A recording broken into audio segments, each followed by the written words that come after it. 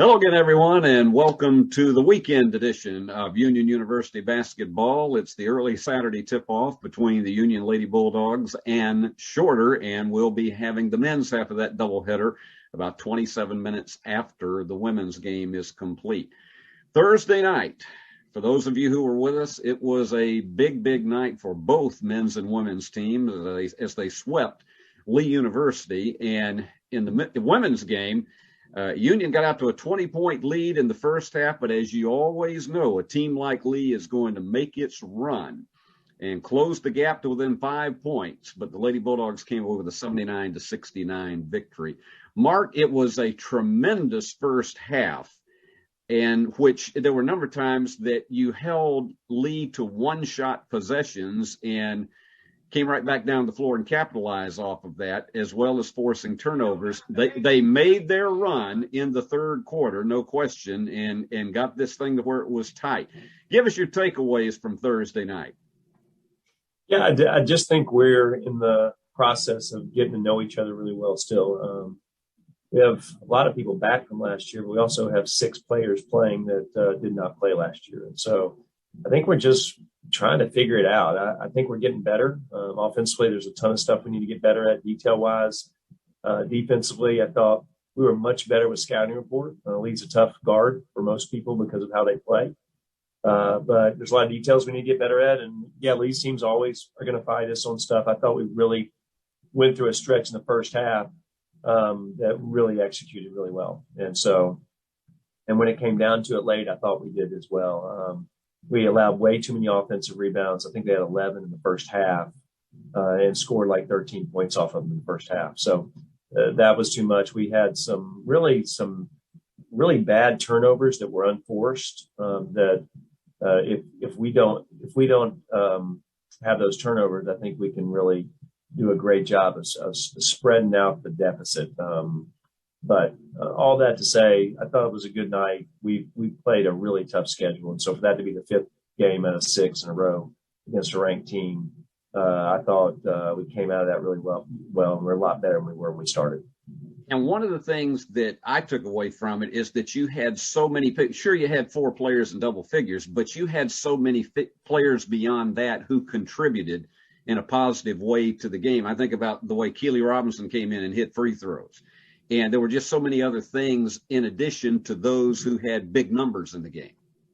Yeah, no, and again, I didn't do the best job of subbing either. There's no way that Emily should be playing 38 minutes and Shanique and Ashton should be playing 34 and Jay playing 35. I have too many players I need to be able to shuffle in and out. And I know at the end of the year when we're playing in a regional or a conference tournament, you're going to have to play back-to-back nights, and they're just playing too many minutes. And so I'm getting used to this new team as well. And I've got to be able to be a little bit wiser with minutes and trying to figure out spacing in those minutes and which groups I want to play together during those minutes. It's a complicated and it's a welcome thing for me this year because in the past that hasn't been true. Let's talk about this Shorter team that comes in. And, of course, it's very early, young season, and we're just now in the maiden period of this conference race. But let's talk about them. In years past, Shorter has had a way of playing very, very tough on the Fred DeLay gym floor. Yeah, I don't know much about them. Today's my first opportunity to hear things. Sean is preparing us for them. It's really our little flow of fluidity and preparing is that I'm looking at us today. I'm looking at our game tape from last night, trying to figure out details that we need to get better at, and he's preparing us for Shorter. So our practice today will be very much mind over body, and I've got to really talk to our team about some things I didn't think we did well on the offensive and defensive end. And it's his job to prepare us with guarding some actions today with Shorter. As tomorrow comes up, I'll be more aware as I get here really early in the morning for some specifics. But I feel good about where we are. We're going to get a lot better over the next couple of weeks before we leave for Christmas. Well, I know a lot of people were very, very pleased at the way the team just responded in getting out to that 41-21 lead in the first half that I think was beyond anybody's imagination that was going to happen. And then tough down the stretch, 79-69. You'll have 5 days off before you have to come back with a non-conference game against Rust next Thursday night. So when you're in a period like that and you don't have the Monday game to have to worry about, what do you really concentrate on in addition to letting the players have a little rest? Yeah, I'm really excited about next week's practices. I think we have an opportunity to really narrow down some things and really tighten things up offensively where we're a little loose and details aren't as clear. I think last night's going to help us a bunch with that. And so to be able to, we probably won't practice more than an hour and 15, hour and 20 minutes all week because of exams, but it will give us an opportunity to really focus in on some areas of execution that I think will make a difference in our last 3 conference games and also our game Thursday against Rust. Well, you mentioned exams, which is by the time they hit that game Thursday night, exams will at long last be over. And there will be a collective sigh of relief on all of the players at that point. Mark, wish you a lot of good luck on the floor this afternoon against Shorter, and we'll be talking with you as the game rolls along. Thanks, Steve.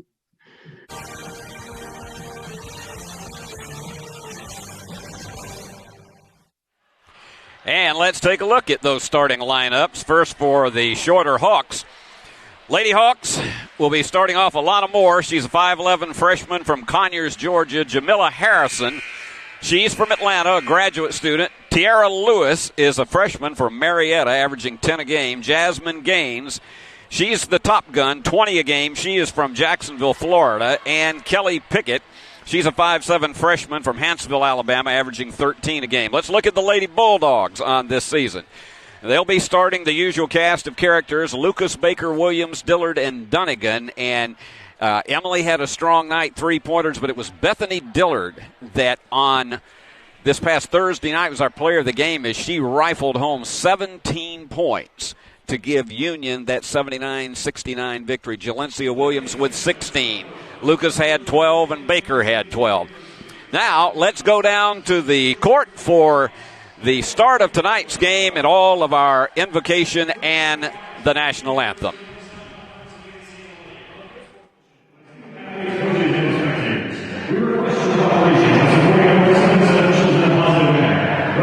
Racial or sexist comments or other intimidating actions directed at officials, student athletes, coaches, board team representatives will not be tolerated.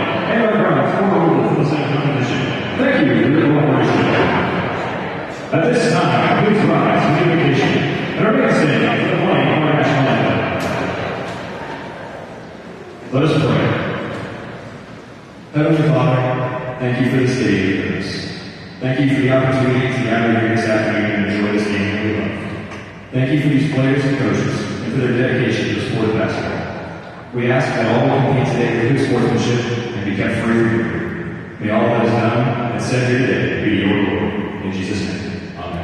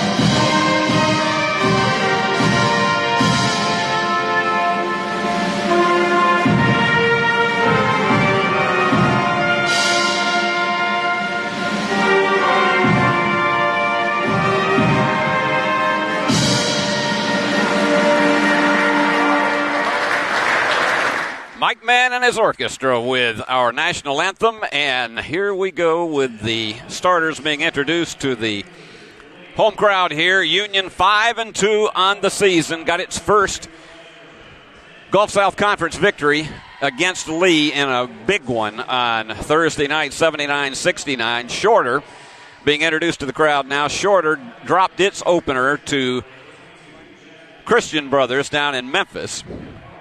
And coming in, there's Jasmine Gaines. She's the one who has a double-digit average, and she's followed by Ansley Barge, who averages 6 a game. And this young lady is going to be carried on to try to give some kind of neutralization to Jalencia Williams of Union during the course of the game. But now let's take a look at the Lady Bulldogs as they come into the arena.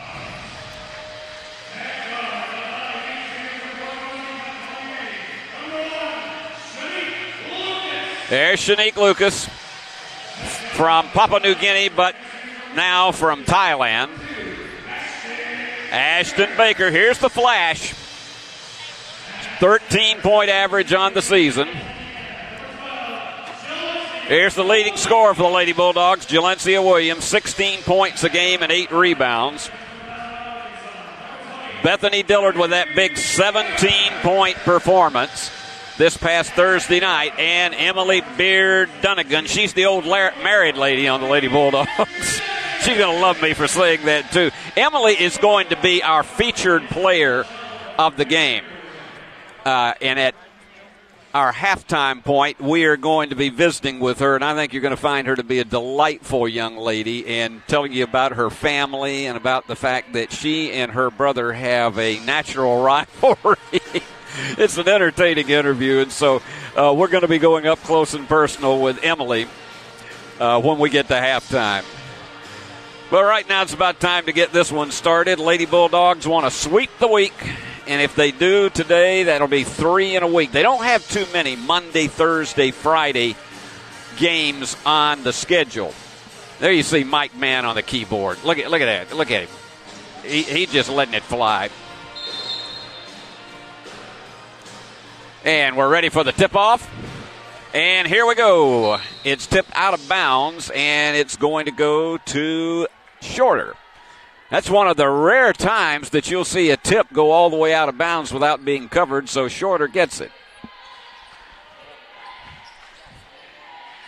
Coach Lashina Nation, they come in 1-4 on the season, and having dropped their opener, the tenacious man-to-man defense that Union employs is going to be very, very tough.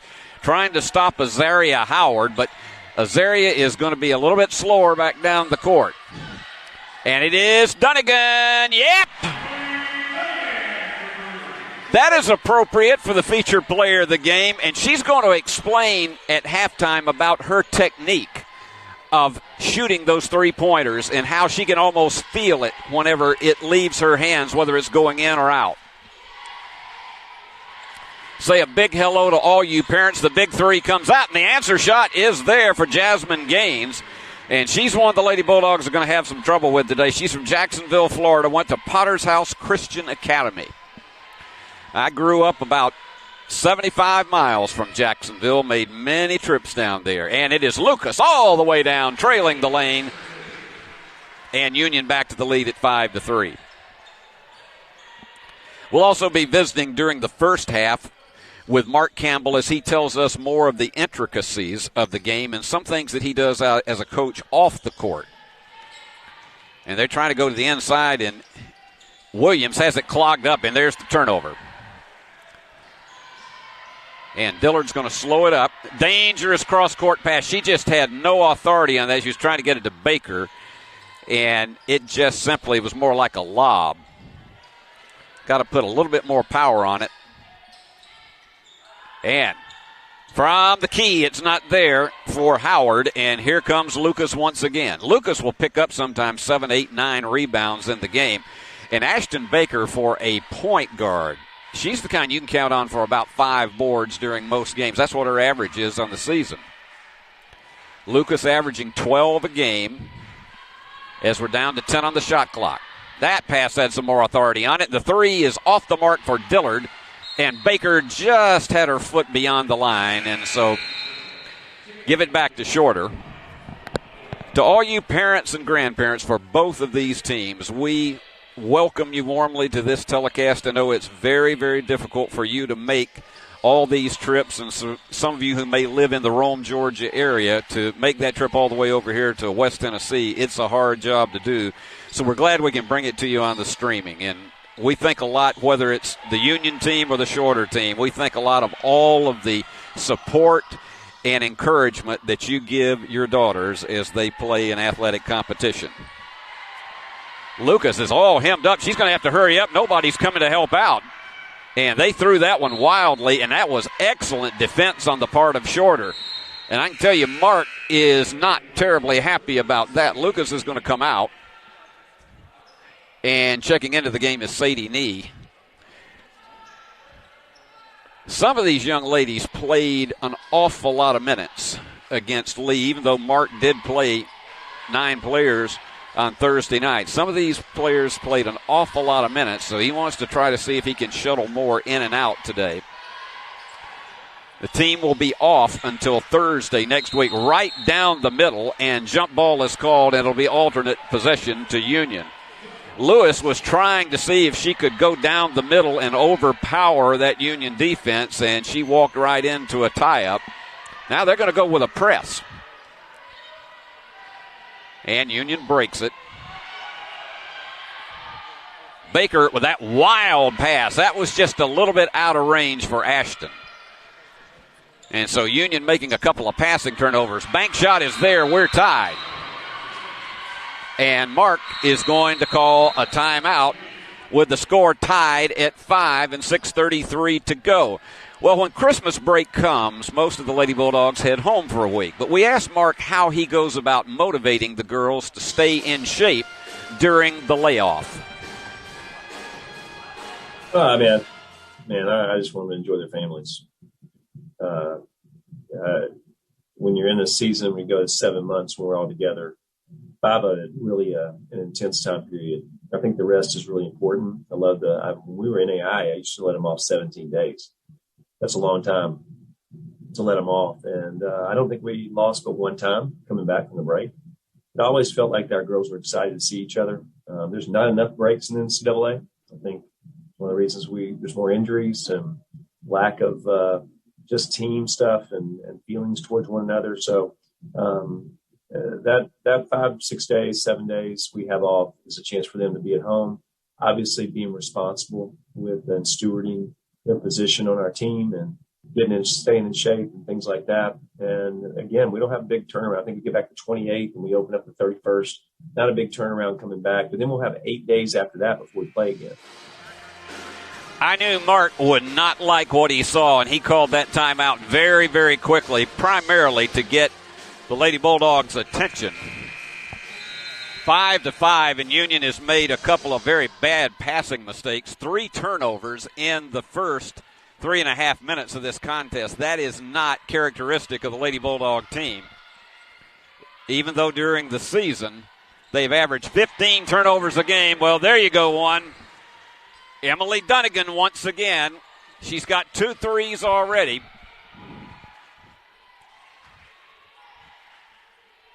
I think even her little brother will like that, even though she says that she picks on him a lot. She aggravates him. Almost kicked away. Sadie Nee, quick hands on defense. Down to 5 on the shot clock. They pump from the corner. It's not there, and rebound is going to come off finally to Dunnigan. And just too much momentum on the part of Emily. She just could not hold on to it.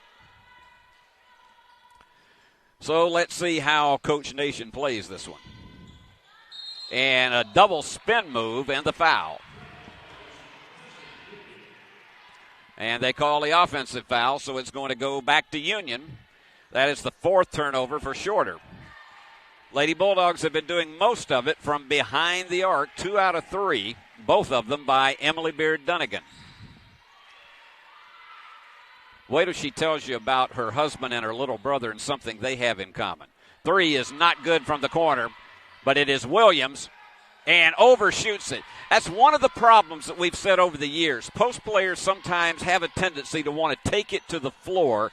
Probably if Jalencia had just gone back up with it, she would either drawn the foul or had the basket. But she took that bounced to the floor, and that allowed the defenders to catch it up on her. And there's a traveling violation. As Fats Domino would sing, I'm walking in New Orleans. I just thought I'd give you the first song of the day. We might have a few more top 10 hits as we go along. Dunnigan's open in the corner, but decide to go wildly cross court, and they go back to her, and she fires it up. No. Well short. Open is Dillard. Oh, the lid was on the bucket. That one was just, you had the range, and it just skimmed out. It was almost like what happened to Lee University trying the final tying three at the end of the game the other night, and it just went in and out. And the big three from the corner goes through for Ansley Barge. Ansley from Carrollton, Georgia. All those good folks over in the western part of the state. As a native Georgian, I'm familiar with a lot of the hometowns that some of these girls are from. And from the corner, Dillard tries to go home, but instead it is, yep. That's how you do it. She's being a textbook. Dunnigan is basically carrying the team on her shoulders. An 11-8 Union lead. I know Mark was concerned a bit about after that intense game that Union played against Lee on Thursday night. Would there be a little bit of a letdown today? And the scoring pace is much less, and they haven't really been able to get it inside to Williams that much. Iron unkind on that fall away by Tierra Lewis. And open for a big three. That was well to the right. You could see that as Ashton tried to let fly with that one. It just went way too far right. And Shorter slows the tempo. Shorter knows that it cannot run and gun with the Lady Bulldogs. And so their best shot at pulling an upset. And there's a steal by Baker. Here goes the flash. It's a one-on-one. She has it knocked away, and she is fouled. We almost got it down the stretch, but Ashton so quick with those hands and so fast down the floor. And checking back in is Azaria Howard. She's from Richland, Mississippi.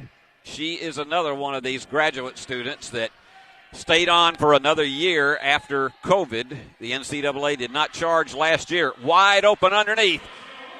Jalencia Williams with it. And it's a 13-8 Union lead. That is the biggest lead of the contest. And again, Shorter slowing the tempo down. Is trying to work for that one open shot. That's Julia Peroni. She's from Athens, Georgia, where there's a lot of interest this afternoon, including from me. And follow shot is there for Lewis. Lewis is from Marietta, where the Braves stadium is, and the Braves certainly made a lot of us fans happy in early November, almost stolen away. Now there's an open shot, and from behind, she just could not stop her momentum, and Samaria Thompson is fouled from behind. That is only the second foul called in the entire first quarter. This is one of those, we've only been playing 9 minutes, and we're almost through with the first quarter. Thompson, she'll pull up and fire a three if she's open. On the inside, Williams has got, and didn't get it, and could not get the tip. But on the follow, it is there for Thompson.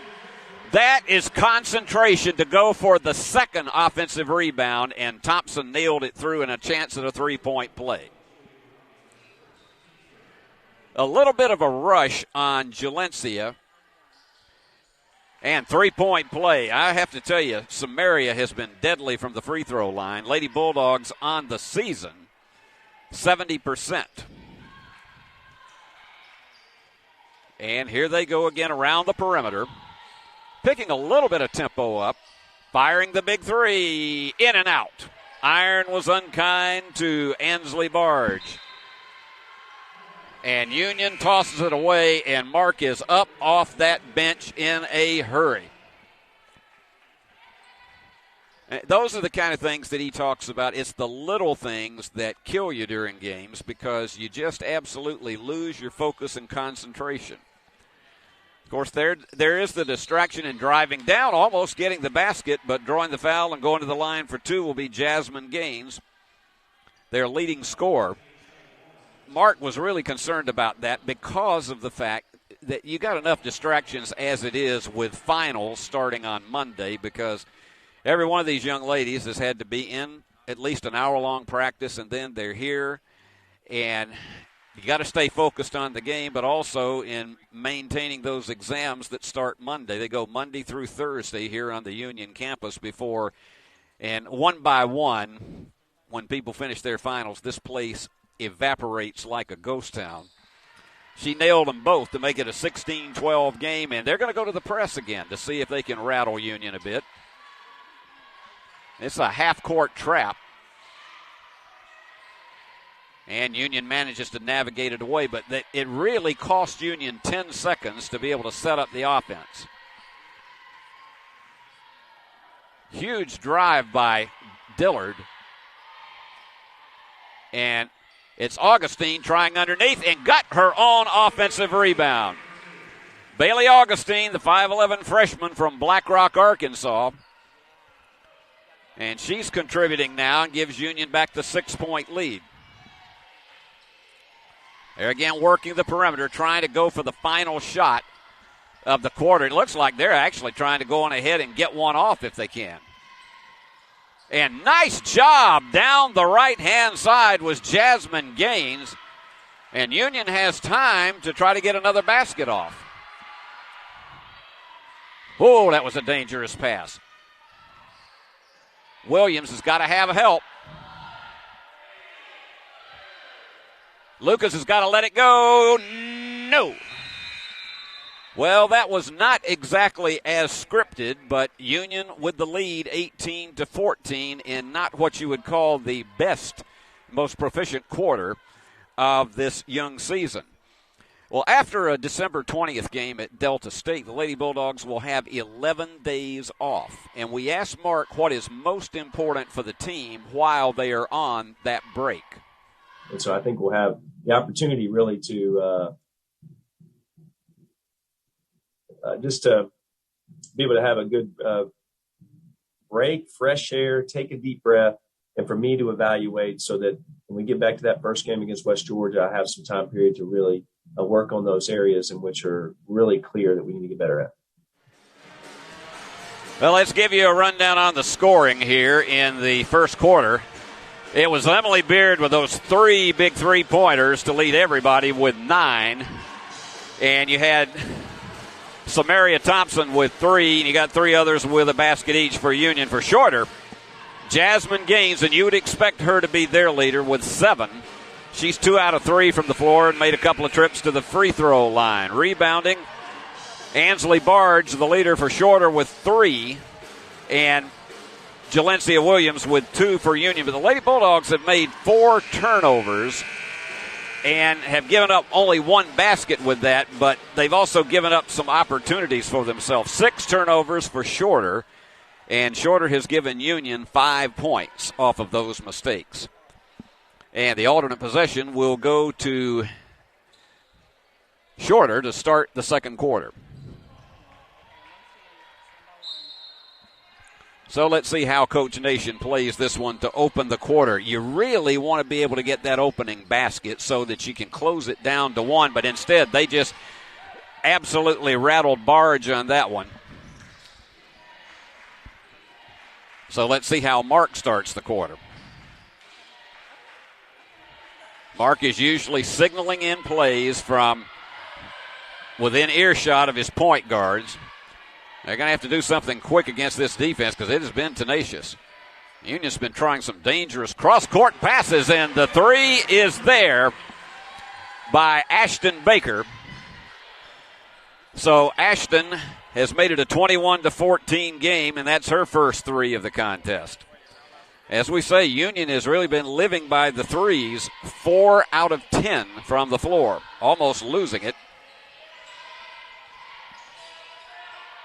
Moore is having some problems, dishes off, and that was just too hard for Barge and Lady Bulldogs. Here she goes. The flash may take it all the way and curls it in. That wasn't exactly a down the stretch, but that was a change of pace dribble that really threw the defenders off, and now Union into a 3-possession lead. And that's the kind of pace that the Lady Bulldogs play best with. Right down the horn.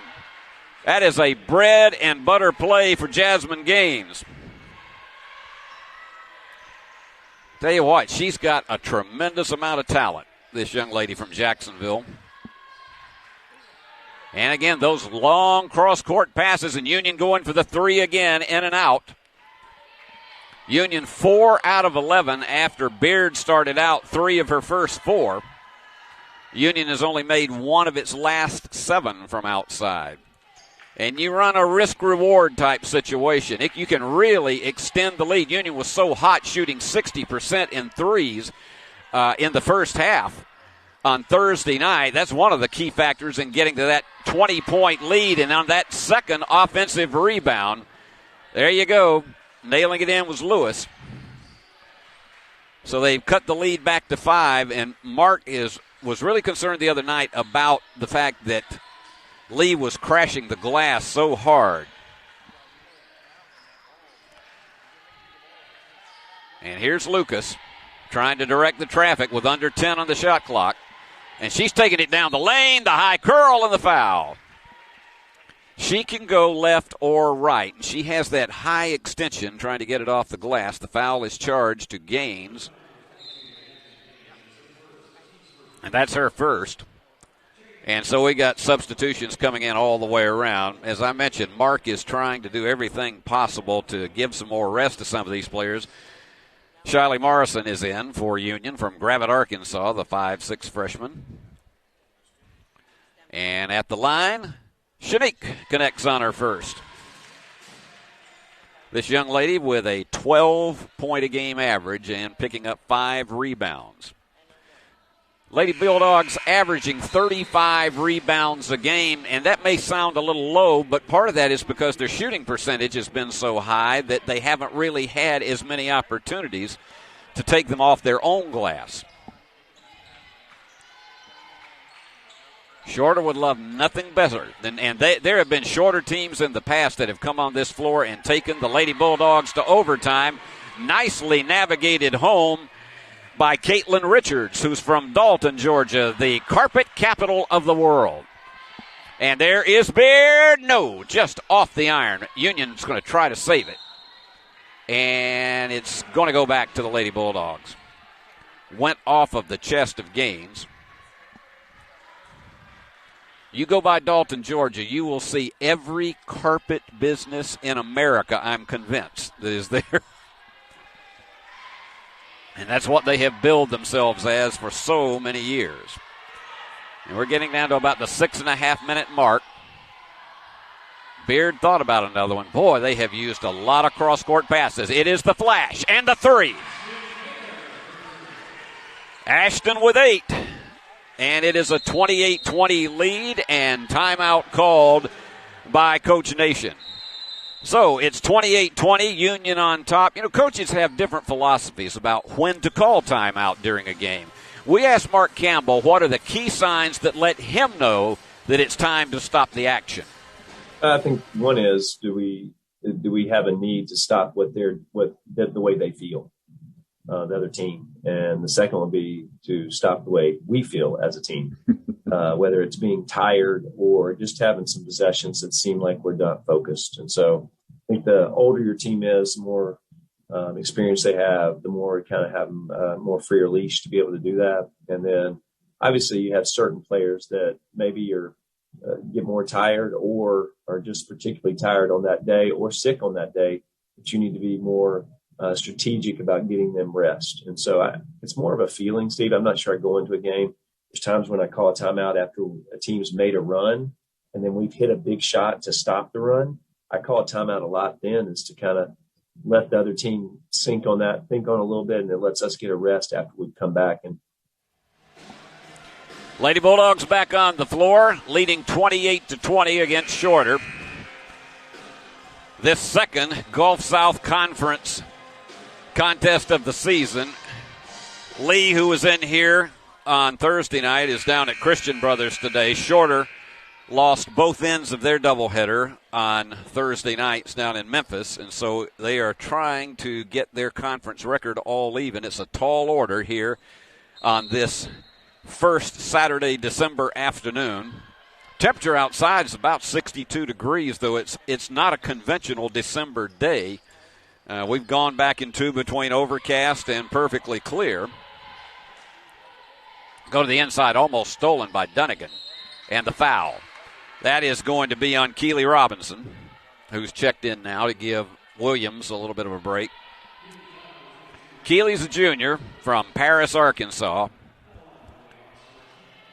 And they can count on her and also for Samaria Thompson to give a lot of rest to some of these starters.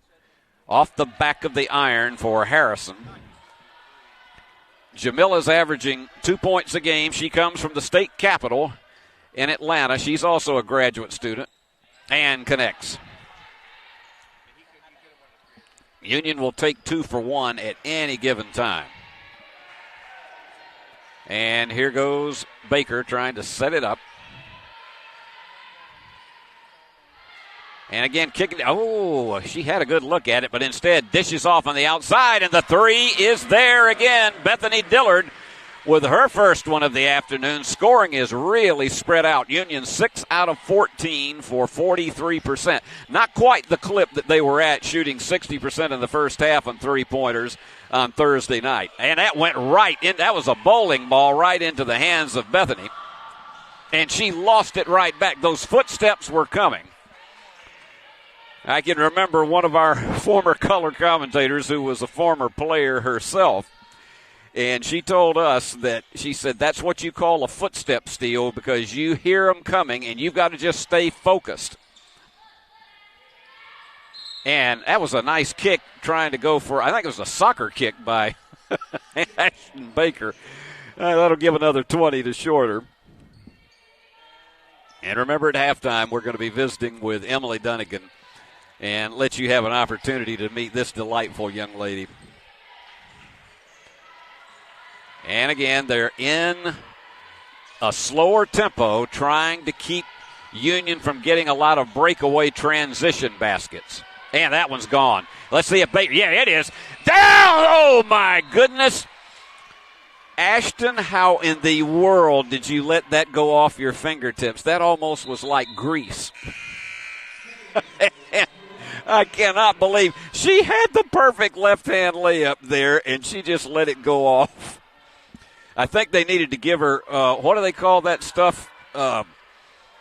Alien tape. That's what they needed for her hands right there. All right, again, slower tempo. 10 turnovers so far for Shorter. That's been a huge factor in this game. And in the middle, and 3-second violation is called. So Union captures another mistake. The key is being able to capitalize off them. They picked up 8 of their points off of turnovers by Shorter. And taking it right down the inside, and Emily just went right, and it's stolen right back by Baker. Emily with that jumper, she can stop and pop and hit. She doesn't have to go from a three, and she took it right into the paint. She's the first one in double figures with 11. And timeout again called by Coach Nation. So Union on top 33-21. Well, Thursday night against Lee, the Lady Bulldogs up 20 in the first half, and Lee rallied to cut that lead to 5 late in the game. We asked Mark Campbell how difficult it is to keep a team from putting on the brakes when they pile up a big lead. I mean, I think it's difficult. We shot the ball so well in the first half last night. I think we were shooting 80% from three in the first half. So I think there's going to be some letdown. I think it really comes down to we've got to get a lot better defensively. So on the nights that we don't shoot well, we can really control the game on the defensive end, which we're not at that place right now. And so I thought we really defended well early. I think we got tired late, and they obviously hit some really good shots. I mean, their best player, Haley, she hit a couple of threes over Jay late that are just difficult. I mean, she made tough shots, but I think you can expect that against teams that are like Marty's, where they take pride in execution, but more than anything else, they're just together. They're a team. And when you really have a group that's a team, they end up fighting for each other differently than they do just playing a basketball game when the teams aren't together and they suffer some emotional blows.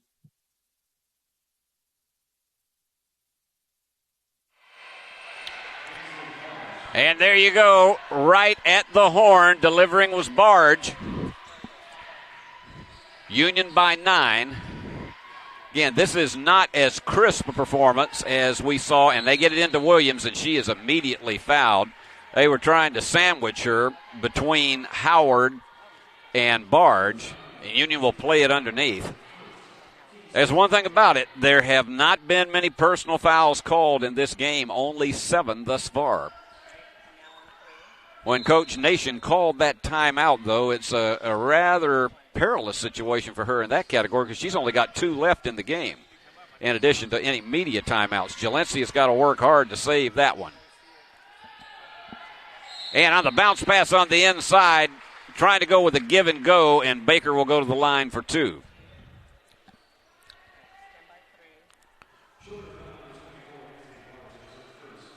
Nobody is in any kind of foul trouble in the game at all, as nobody's got more than 1 personal foul. Ashton makes it 9. She'll be in double figures if she connects on this one. And she does. So it is the Dunnigan and Baker show this afternoon because they have 21 of Union's 35 points. High lob to nowhere. And here goes the flash. And Lucas. Back to Ashton. They're trying to get somebody open. Williams is going to try to take it herself, and she's all hemmed up and goes with the hook, and it wasn't there. That is, the hook shot straight in is not Jalencia's shot. Hers is to try to bank it in. And she had an intimidating force of Howard there in the middle. 2.5 minutes to go here in this first half from David Blackstock Court in Jackson, Tennessee. Tell you what, this is a very disciplined team with their offense, and that one was just way short. And nice job of feeding Howard on the inside for her first basket. They've gone to the offensive boards quite well this afternoon, picking up 5 of them. Lucas. They go inside, and let's see, that one's going to be on Howard. Howard commits her second, but that is only the 4th team foul. Now the next one will put him in the bonus. Checking in is Lindsey Bowman. She is from Calhoun, Georgia. Again, another one of those great North Georgia cities. Lindsey's one of the smallest players you will see in NCAA Division II. She only goes 5 feet, but I can tell you, they say she is dynamite on defense. And that was a case of Jalencia's just got to get it higher up, and finally does. She wanted a foul called. And she was saying that she was hacked on the arm and no call. But Union to the 11-point lead again. And there's a steal. Here we go.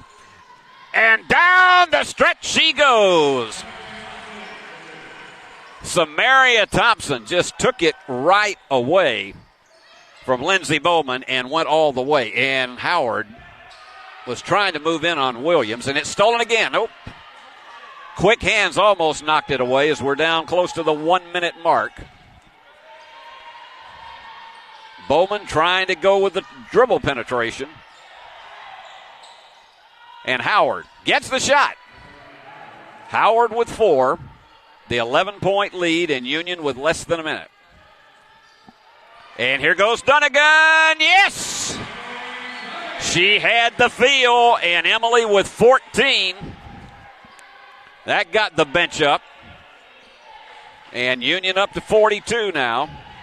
They may get one more crack at it. Working around against the paint, it's Harrison. And she's got to hurry to get rid of that one. And almost stolen. And let's see, 8 seconds left on the shot clock. And it's going to be Shorter's ball. And they bring in wholesale substitutions here. And to toss it in is going to be Moore. They got to be aware of the clock. And trying to drive it all the way home. Blocked by Williams, but Union is going to have to hurry. And it is called a 30-second violation, so Union will play it right at 15 seconds to navigate a shot.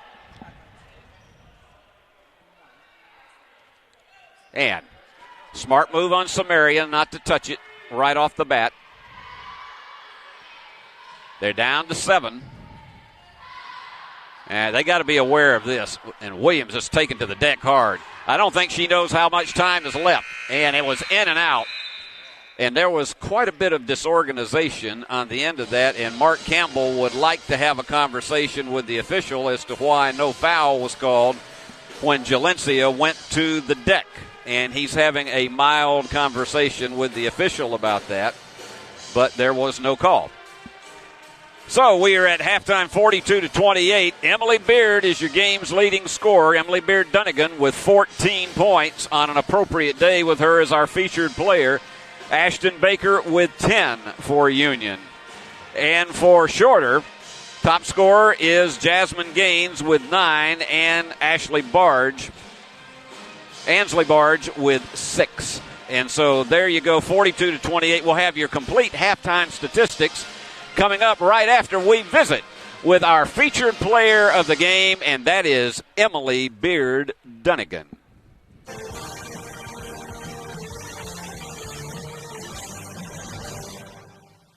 Well, our featured player of the game here this weekend is Emily Beard Dunnigan. Now, she has 3 names instead of 2 because she was Emily Beard up until this point. You see just Emily Beard in some of the programs and some of the promotional materials, but she added the name Dunnigan to her repertoire of names over the summer. Emily, before we get into anything about basketball, I got to ask you, tell us a little bit about your husband and how all that came together. So his name is Dylan. He comes to all the home games, as many as he can, so I'm sure a lot of y'all have probably seen him. We've been together for about 6 years. We met in high school my junior year, so ever since then we've just been together, and he's a firefighter in Dixon County, my hometown. And then in his off days, he does lawn care and landscape, so he kind of has 2 jobs. He's always busy going and doing something. But yeah, we have a great relationship. He tries to come to all the games that he can, home and away. So, and I try to go home as much as I can to go see him. So any chance I can get, I'm going home. I have every reason to believe that's the truth where that's concerned. Very much. Emily, tell us about growing up in Dixon County. What was that like, and how did you fall in love with the game of basketball? So my hometown is very small, but it's growing.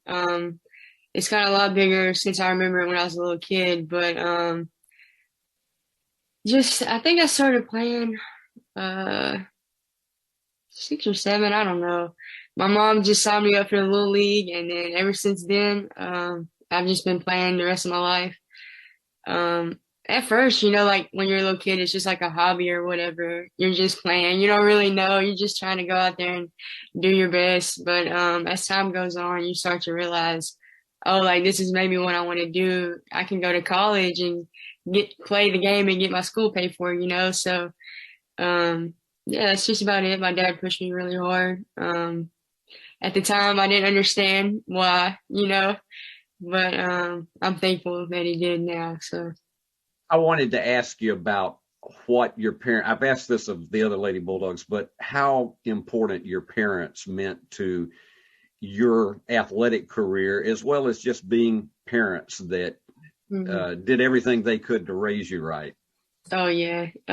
My parents are kind of very strict. Not so much now that I'm older, so it's a lot easier now. Don't have to worry about them hounding me about whatever it may be. But yeah, they've always been supportive of me, everything I've ever done. So yeah, just my dad, like I said, he's always hard on me, so he's always supporting me, even if I do good or bad, whatever it may be. So my mom the same way. She's kind of a little bit quieter. She don't really say much, but she's more stricter on the school and academic side of things. So.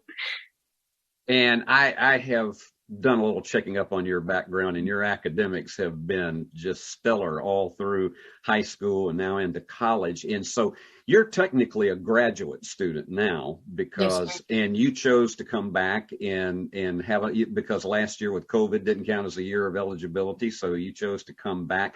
What's it been like to be a graduate student now and continuing to play basketball?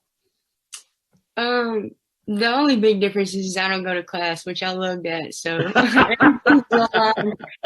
so it's a lot easier. I get to sleep in a little bit longer. So let's clarify this for everybody. Your classes are online. Yes, sir. They're all online. So I'm very thankful for that. Like I said, I get to sleep in, especially after games. It's very helpful. I don't wake up until like 9:30. But yeah, it's great. I love online classes. That's the way I learn the best. I get to teach myself. So, besides that, I just do my classes and I get to get extra time shooting in the gym and working on whatever I need to work on. Now, what are you studying and what are your career goals after Union? So my undergrad was business management. And so my master's is now business. It's business, but it's human resource too. I'm kind of studying in that field. So after, hopefully I can get a job, something to do with human resource or anything, just business. I would love to go and work at, my dad's work. He works at NES, Nashville Electric, or my mom's work, Dixon Electric. I worked there at Dixon Electric, for the past 4 summers, I believe, as an intern. So I've kind of gotten the feel of things and how the work life is. So I'm thankful for that. Human resources is so much more important with each passing year, particularly for employee relationships and being able to have that connection with the employees in a company. So we need a lot of good people to go into that field. That's right. Unquestionably. Now, here's a couple of other questions. You got siblings? Yes, sir. I have a little brother. His name is Dylan, too. And does he get picked on more or do you get picked on more? I definitely pick on him the most. At least you're honest about it. Yeah. I like to aggravate him and stuff, but he always gets caught. So you got this all figured out. Yeah, see, you're picking on it. I'm telling you, now that's the most honest answer we've had to that question to any of the Lady Bulldogs so far. Yeah. You've got the psychology all figured out. I do. All right, now I want to ask you, because you are just deadly with a 3-point shot. Mm-hmm. And I want to ask you how you mastered that, because, I mean, you've got to have some body strength to be able to do that, but also the technique. And I've watched a little of your videos, particularly when we get a tighter shot on the games, and you're in slow motion, and you really do, you bend the knees deeply when you're going up for that 3-point shot. Give us just physically, as you're going through that gets you to a point where you are able to master that shot. How do you do it? Well, a lot of it is just muscle memory, for me at least. I've shot that shot so many times. I can't even tell you how many times I've shot the 3-ball in practice, outside of practice, in a game. Just a lot of it's just repetition, just over and over again. I remember my dad, after practice at high school, or even practice after middle school games, we would stay after and just shoot and shoot until my arm couldn't shoot anymore. So a lot of it is just muscle memory. That's interesting. I've never heard that really expressed in that fashion, that it's almost muscle memory. So it gets to a point, I guess, that it's almost an automatic. Right. that you've done Right. it so many times that it just seems as though it's a natural thing to do Yes, that. sir. Let me ask you this. When you're in a game and suddenly suddenly you start hitting repeatedly and you're hot and suddenly you got 2, 3, 4 threes in a row that will drop, and you've had some of those games where that's Right. happened. Is it the feel of the ball? Suddenly you just know it's there at that point. How do you, when you get in a Yeah. rhythm like that? Well, a lot of times I know if it's going in or if it's not going in by the time it leaves my fingers. So if I know it's going in, I'm going to just keep shooting. And if I get hot, it is kind of like a feeling when you just shoot it, you just know it's going in. So it's like, just give me the ball and I'm going to make it, you know? That's one of those things that particularly it's so valuable late in a game if it's a tight Right. one to be able to have that. To wrap things up with you, let's talk just a little bit about this, because I think it's so important for the viewers to know is what is your union experience been like, not just as an athlete, but as part of the university as a whole? What has it been like? Oh, it's been great. Ever since I come in, Dr. Dub, we have a good connection. I feel like he texted me as soon as before I even got here. So I feel like right then I kind of knew that this is kind of where I wanted to be and where I needed to be. The teachers are great. The faculty is great. Everybody is so welcoming. And in everything that people do, they incorporate Christ in what they do, and it shows through everybody. So it's been great for me so far, and it's kind of why I came back for my 5th year too. So, Emily, I just thought of one more thing that is so crucial. This is one of the most important questions that I will ask you. When your brother Dylan and your husband Dylan are in the same room and you call their name, who looks? they both look. We kind of give them nicknames, Little Dylan and Big Dylan. So Okay, that makes a difference. yeah, so we kind of have to call them by that. But Yeah, when you're having family dinners, I can imagine that can be a little bit difficult at the same time. Boy, I wish we could figure a mathematical equation on what the odds would have been right. that you would have married someone with the same first name as your little Right. brother. Boy, Yeah. I tell you. I get asked that all the time. So Well, then I'm one of many. Hey, Emily, this has been fun, and I really enjoyed it, and I know our viewers have enjoyed getting to meet you up close and personal here, and wish you a lot of good luck, because we're about to go down to the floor for your halftime statistics, and so good luck in the second half against Shorter. thank you so much. All right, let's go down and find out just what the totals are for the second half.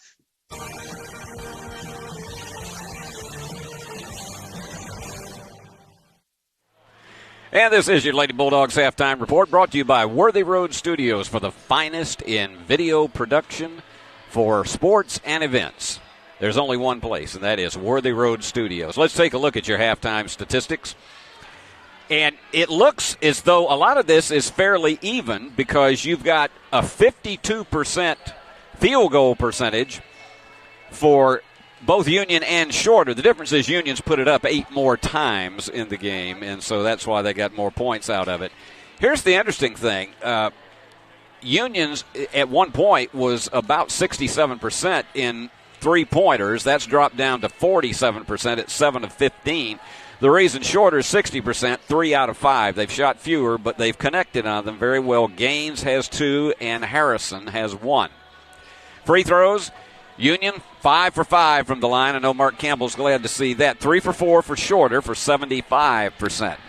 And that is up from their 68% percentage for the season. Rebounds have not been a huge factor. Union with the edge 12-10. That's a very low total, but that's because you haven't had nearly as many missed shots in this game. I know one area, though, that Mark is concerned about is those offensive rebounds that have led to second chance points for Shorter. Turnovers, Union's given it up 8 times to 7 for Shorter, but the Lady Bulldogs have picked up 12 points off of those mistakes, and if you look at a 14-point lead, having a 10-point edge and points off turnovers is a big, big factor in that, forcing those turnovers and capitalizing on them. So, that is your halftime totals, and we're about a minute and a half away from the start of the second half here. And remember, we will have the men's game that'll be coming up 27 minutes after we finish this one. Why 27? That's because the Gulf South Conference declares it that way. So that's the way it is. Every conference doubleheader, 27 minutes between games. So we will be visiting with Coach Dave Niven and get his preview of tonight's contest between Union and Shorter in the men's half of the bracket. We'll get his view on that when we are in between games. We'll also visit with Dave about some intricacies of the game as we get into the second half of that contest. But I want to remind all of you that our next telecast is going to be next Thursday evening here, and it's going to be shall we say, a mix and match doubleheader, because the men and women will be playing their last non-conference game of the season. It'll be two different opponents. The Lady Bulldogs will be taking on Rust College, and the Bulldogs will be taking on an old NAIA foe in Cumberland University. And the tip-off for the women will be at 5:30.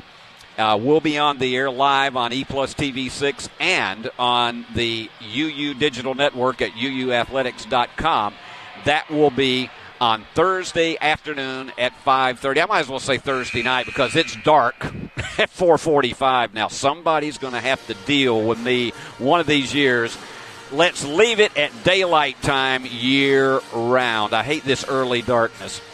Well, about ready to get started, and once again, it is Shorter that gets the alternate possession. They have actually had first shot at it all three quarters. Let's see what kind of adjustments Coach. And one thing is they tried to go in underneath there and scrambling around to find any kind of opening. Now they set it back outside with Gaines to run the offense and pulls up for the three. Iron unkind, and there's that offensive rebound again by Harrison. Union not quick on the draw, trying to pick up the board. 10 on the shot clock. And another big bomb. That one's short. This time Baker with the rebound. And for Ashton, that is her third board of the game and almost losing it.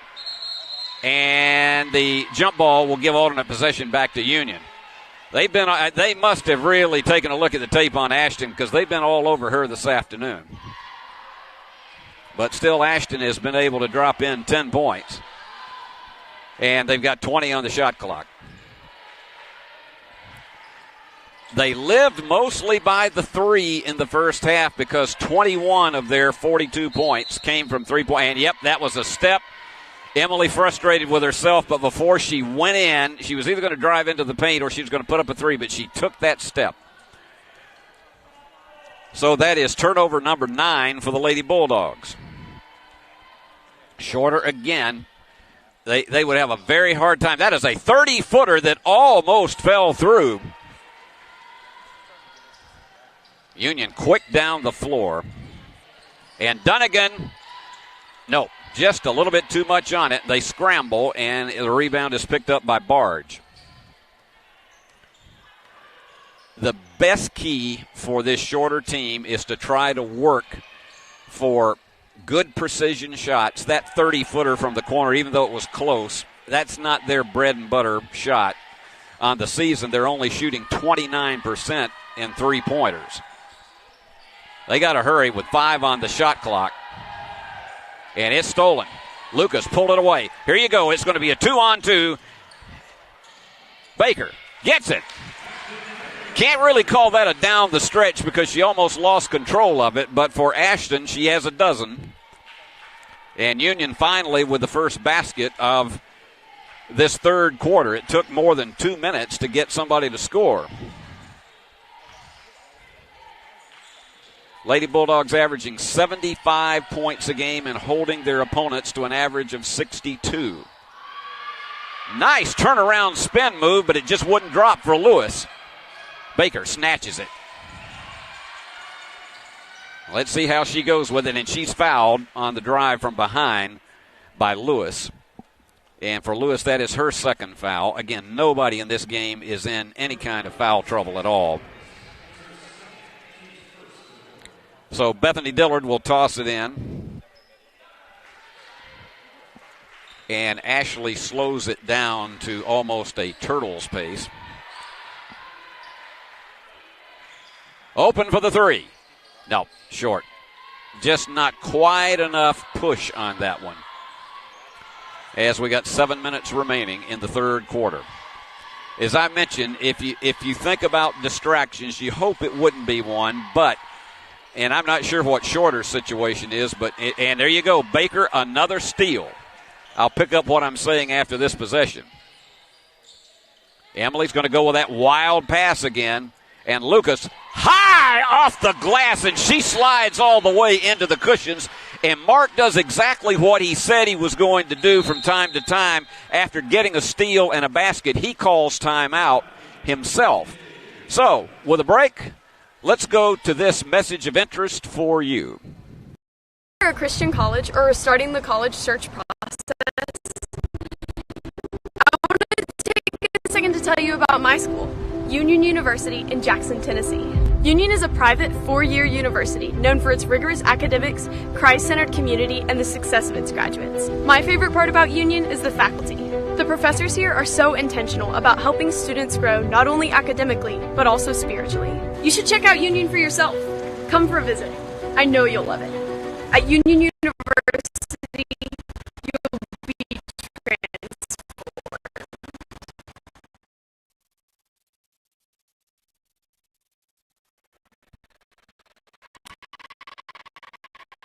Mark told us in the first half, if you'll remember, that sometimes after he gets a steal and a basket, he'll call timeout after that, in no small part to maybe unsettle the opposing defenders, because they get a little confused why Mark would call a timeout then, but also because particularly if the team has not been playing that well. And there you go. There's the big four. I said the other night that they would be a great barbershop quartet, and after the game I asked them, and none of them said they knew what a barbershop quartet was. And I didn't think they would be. So let's see how that, and because typically you call a timeout after you have had a big flurry against you and you're trying to finally slow up the action. But Mark decided to just take a break there and see how Shorter will respond, as the Lady Bulldogs now up by 18. They were up 14 at the half. And a whistle away from the ball.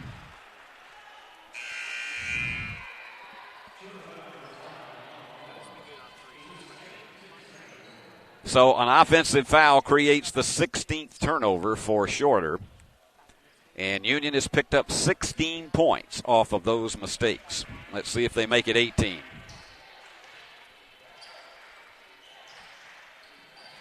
There's Lucas. They have tried some wild cross-court passes in this game. You have to really be confident to do that. She faked going through the lane and kicked it out instead to Dunnigan. And let's see, they're going to give it back to Shorter.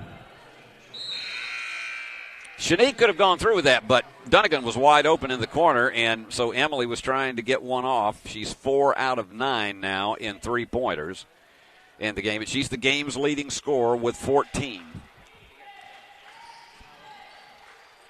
Chance of defense coming from the Lady Bulldog bench. Mark is trying to rest a couple of the starters right now. And there was just almost no way you were going to stop Howard underneath there. She just had too much physical presence. She has 6. And again, Lucas is so lightning fast. And I tell you what, look at the do-si-do with Williams, and she is fouled by Howard. That will be Howard's 3rd. When you see them locking elbows in there, you want to go, but grab your partner's bow and swing. They have had a battle going on in the paint.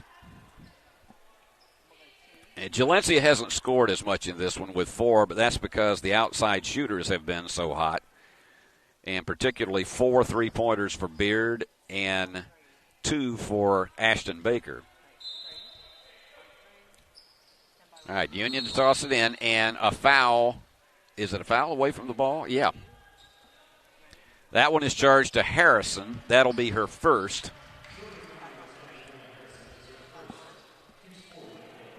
So here we go again, same play, just one more foul on the ledger. We have had very few free throws shot in this game, and that one just went right through the hands of Leah Cauble. Leah was open over there, but she just had to go right through her hands, and so Union coughs it up for the 11th time in the game. Look at that. Oh, boy. That was a mad dash backwards by Samaria Thompson. Underneath, Howard is fouled. That was one of those situations that she had the two guards on top of her, and Williams was out of position, so that sends her to the line. On the season, Howard only averages 4 points a game, so she has topped her season total.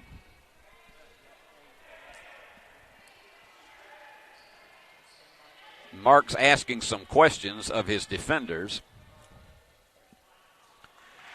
And Howard, nice form on the free throw.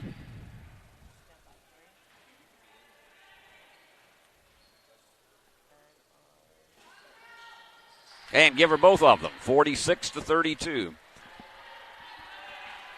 If you wonder why there are almost no students except for those in the pep band here, that's because most of them are probably feverishly studying. And Shanique overshoots it, but she'll go to the line for two. I don't know how many times she has crashed into that cushion against the wall today, but it has to be at least. Be equipped for advancement. Be a role model to your kids, your coworkers, your friends. Be a dreamer, an example, a finisher. Be a success story and a college graduate with an associate or bachelor's degree for adult students from Union University. At Union University, be transformed.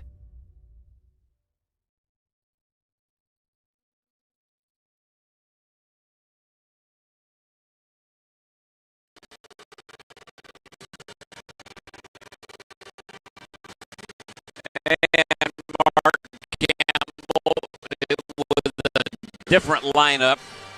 And you may remember what he said on Thursday night is that this has long been his philosophy. He will put in players who typically come off the bench in with some of the starters because the further this team goes down into the conference season, you potentially would have injuries, you might have illnesses, and you might have players that get in foul trouble. So people are going to have to play with teammates that they usually don't. So that's one reason that he loves to substitute a lot and get a lot of combinations of players so they can get accustomed in case, particularly, you get down to tournament time in February and March and you start having players getting in foul trouble. That's a big key.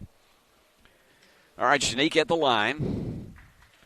She's had 6 today, and give her 3 for 3 from the line.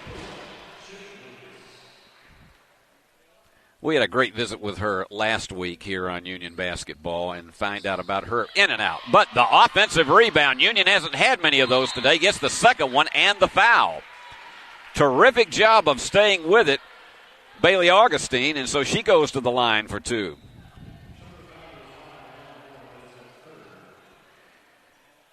And that is going to be the third foul on Moore. She's the first one in the game to get in, if you want to call it foul trouble.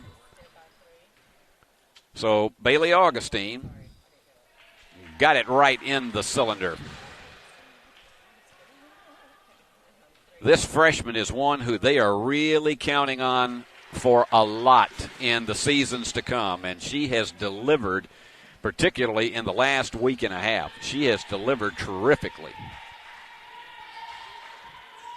And let's see how they play it in the middle. They got Howard with a very high post, and it is an offensive foul. So Union will pick it up again. That's turnover number 17. So Shorter has just had a way of short-circuiting itself. All right, they're going to play it around the perimeter again. Yeah, she's got a wide open ticket. Nobody was catching up at all to Samaria Thompson. Give her 7. So Lady Bulldogs' largest lead of the game at 19, 51-32. And they go in the middle. They've got Howard posted out very high, and now they're somewhat imploding. This is the 3rd straight possession that they've had a turnover on. And checking in, Williams will come out and Keely Robinson comes back in. Keely, of course, 6-footer. She's a junior. And she can give you some good minutes in the post. It's a good free throw shooter as well. Here goes Samaria with it. Cauble, she's got a good 3-point shot as well. The flash may go down the line, and she is fouled, and that's going to put her on the line for 2 because that'll be the 6th team foul on Shorter. So Ashton, if she can get a couple of these, she'll even up with Dunnigan for the game lead at 14. This young lady who spent 4 years at Liberty University, and then she had another year of eligibility since last year didn't count in the NCAA because of COVID, and so she chose to go through the transfer portal and came right here to Union University, and she told us the first week of the season she absolutely loves it here. And she said it was about a couple of days, she just getting used to the surroundings and being in a different place, but her parents are from Mississippi, and they get to get up here for a lot of the games. She's the middle of 3 children in her family.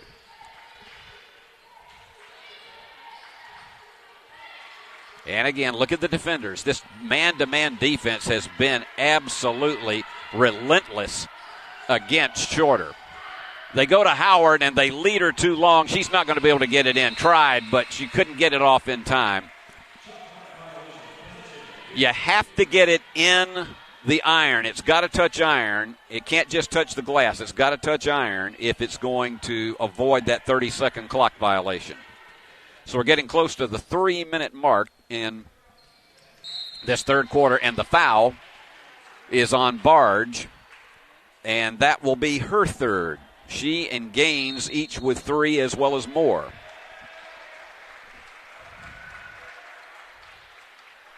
And a technical foul is called. And let's see if that is it on Gaines? I think he said 22. So Ashton may be picking up a bundle here because she's going to have a technical foul, and Coach Nation is trying to have a discussion with the official about it. So Ashton may be picking up some bonus Christmas presents here. Got it. So the Flash has now got 16 in the game, and she's got 2 more. Yep. Give her 17. Well, we'll just let her shoot them out here all night. That'd be cool. 18. Just as cool as anybody can be. 18 points for Ashton Baker. She'll come out, and coming in will be Sadie Nee. And that was a huge, huge mistake on that technical because that ends up, and that was called on Barge, and so that is her 4th. It was not 22, it was 24. Barge was called for a technical, and Union also has possession. This could potentially be a 6 or 7 point possession. And the foul, offensive foul, that time is charged to Thompson. So Union could not manipulate what could have been a record possession of up to 7 points, but they are now up 25. And again, slow tempo for Gaines. They're just going to play their disciplined offense that they came into, stay with their game plan because they can't start rushing the act. And that goes right into the hands. They just waited too long, right into the hands of Thompson, and they got numbers. Thompson may take it all the way, has it blocked. Nice timed block by Lewis. She just waited until that one got in the air and just did a slow jump. knocked it away one-handed. So with 24 on the shot clock, Samaria is going to play it from out of bounds.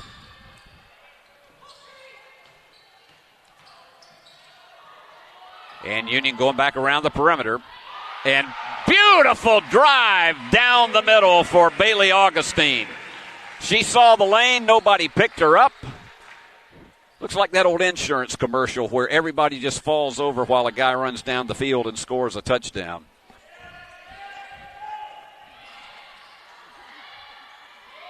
Here we go. Great defense on the part of Thompson. Let's see if she tries it. I don't know if Howard usually shoots a three. Driving up the middle, and it goes into Howard, and she can't get the layup. They got another 20 and another steal again for Thompson. That is her third of the game. Sadie dishes off wide open.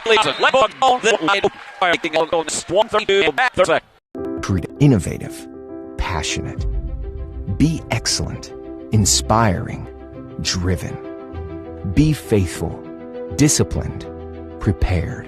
At Union University, you will thrive in a Christ-centered community and be equipped for success in your life and career. Begin your journey today. At Union University, be transformed.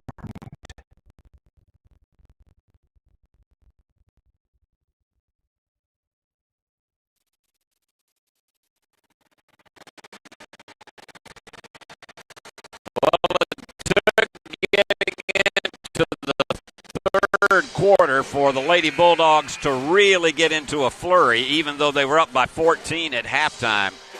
But just the last 2 minutes, they have pounded it home, and it started really with Ashton Baker's 4 free throws that she had after being fouled and a technical foul being called, and so they made her the designated shooter for those. And then Union has just been absolutely ablaze. And you just about at a point like this, because Union is getting now close to being back on their season average of 75 points a game with another quarter to go. And look at how they double-team the ball. This has been a great defensive third quarter for the Lady Bulldogs. They have held Shorter to 4. Turnaround. High, terrific job going to her left and then back to her right and then putting it up with the left hand was Gaines. Wide open underneath and too long. Keeley just did not put it up soft enough. She didn't have to go up that high. We're under a minute. It's been all Union in this third quarter after a sluggish first quarter and then what you might call a mediocre second quarter. But the third quarter has been dominant by the Lady Bulldogs. And the turnaround. No call. And finally, Howard snatches the rebound. There was just no way Sadie Nee could control her on that one. So Howard has been getting her shots and 10 points. She is only the second Lady Hawk in double figures. And Union's going to play it for the last one. Here goes Samaria. And she's fouled. No, they call an offensive foul? Well, I suppose.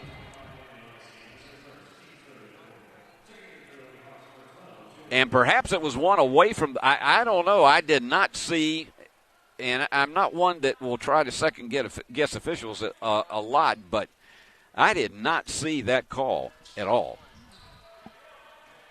So Shorter will have a chance at the final one. And they're going to double team the ball. Big three, no. Third quarter ends with Union on top 61-36. It was a dominant performance as Union scored 9-8. Process. I want to take a second to tell you about my school, Union University in Jackson, Tennessee. Union is a private 4-year university known for its rigorous academics, Christ-centered community, and the success of its graduates. My favorite part about Union is the faculty. The professors here are so intentional about helping students grow not only academically, but also spiritually. You should check out Union for yourself. Come for a visit. I know you'll love it. At Union University, you'll be transformed.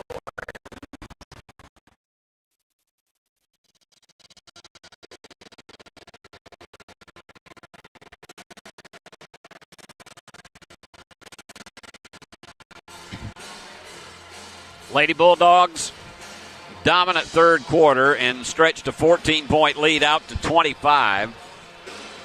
Game's leading scorer, Ashton Baker, with 18 and 14 for Emily Beard Dunnigan. She got them off to a huge start at the beginning.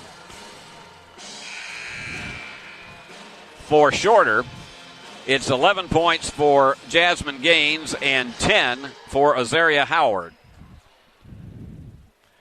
And Shorter, once again, gets alternate possession to start a quarter. Union has not had possession after the opening tip, has not had possession at the beginning of any of the four quarters, because the opening tip was knocked out of bounds by Jalencia Williams. So Shorter, the task here is to try to make it respectable and not to let Union just absolutely make this one a bigger blowout than it looks on the scoreboard now. And a very late call as the turnaround is there for Harrison, and she'll go to the line for a couple. And that one is charged to Anna McCready, who is in the game. I had the opportunity to meet Anna's father on Thursday night in between games, a delightful gentleman. And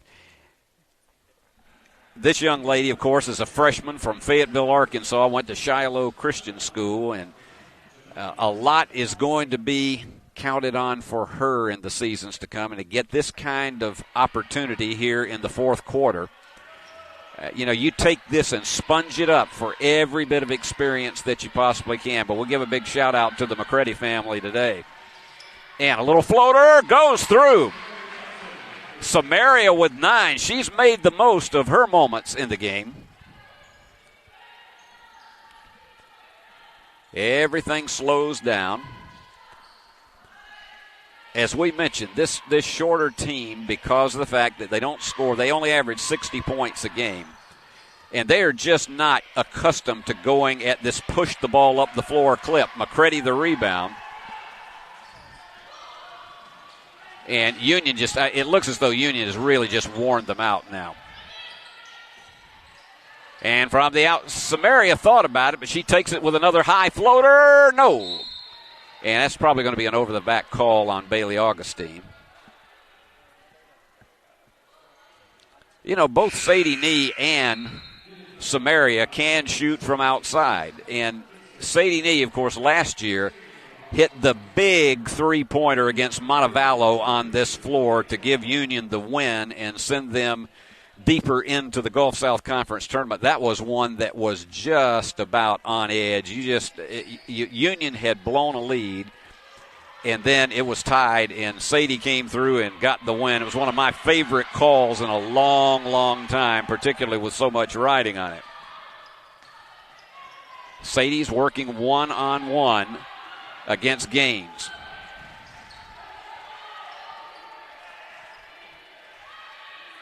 Now, Leah's not been able to get open for a three. Sadie's going to try to take it down the line.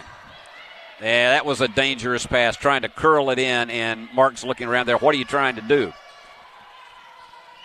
And Union double-teaming the ball again. 8 minutes remaining. The one thing Mark does not want them to do is to get sloppy as they go down these final 8 minutes. It's been a swiftly played contest, though, because of so few fouls being called. Only 23 fouls have been called in this game, and that is a low number. And the foul was called just as the buzzer went off, and it's charged to Anna McCready.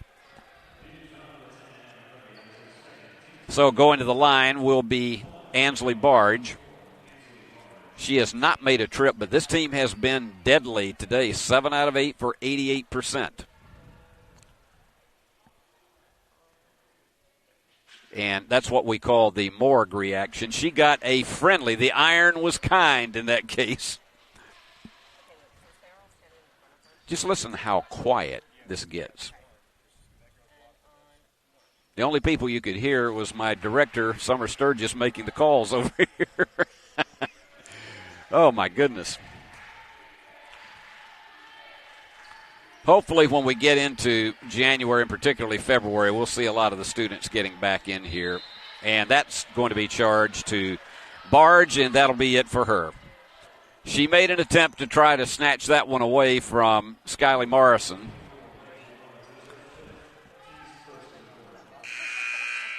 So her afternoon ends with 6 points. She did have a couple of three-pointers and 5 rebounds. So let's see. Checking in is going to be Alana Moore. She was one of the starters today.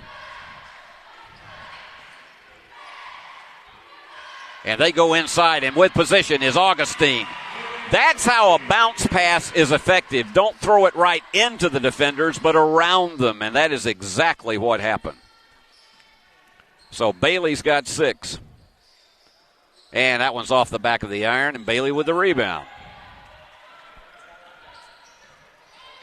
And again, Cauble. They're double-teaming her because she can let fly with a 3 as well. Mark has so much talent on this team. And you're seeing some of the ones who typically come off the bench. Sadie Nee, got it. Net didn't even move, and Union is up by 27. And she backed right into 3 defenders. And going to the deck, and they're going to charge that to Bailey Augustine in that bit of a collision.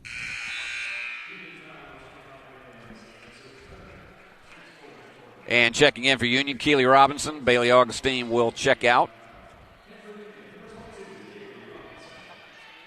Mark, again, has shuttled freely in this game. He has played 13 off of his roster. Well, that was one that wildly came down, looked like a Plinko drop, but it didn't happen. Here goes Sadie with it, and that was tipped away. She was looking for an open Leah Cauble, but that was tipped away before it managed to navigate its way over into that left-hand corner. Still 6:16 remaining. Union men will take on Shorter 27 minutes after the end of this one. In between games, we'll have our every game visit with Dave Niven, the head coach of the Bulldogs. Inside it goes. Anna had a ticket, and they picked her up defensively right at the last minute. She didn't get the layup. And the foul at the opposite end. And that one is charged to Sadie Nee, her second. That is only that's 5 team fouls on Union in this quarter, and so that's sending Shorter to the bonus. And the ironic thing is that Union has only had 10 fouls in the entire game up until this point. Gaines in double figures with 12.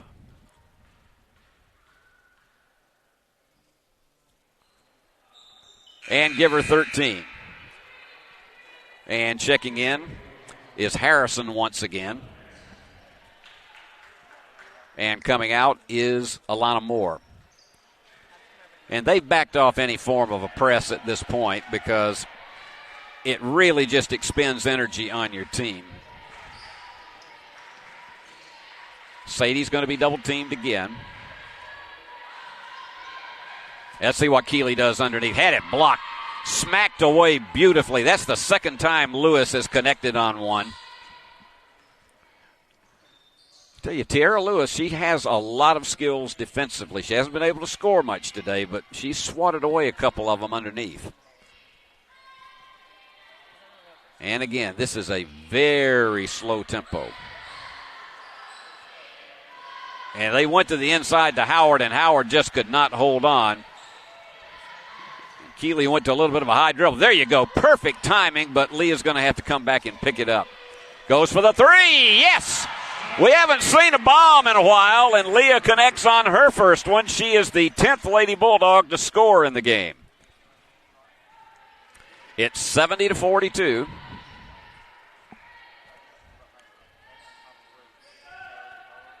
And again, they got way out on the right wing is Howard playing against McCready. Down to 9 on the shot clock and trying to go through a bunch of defenders and no room, and Gaines is called for the offensive foul. That is the 7th offensive foul in this game against the Hawks. And checking in for Union now is Sally Howell, the local girl from Trinity Christian Academy. She's a sophomore. And Be a week for advancement. Be a role model to your kids, your coworkers, your friends. Be a dreamer, an example, a finisher. Be a success story and a college graduate with an associate or bachelor's degree for adult students from Union University. At Union University, be transformed.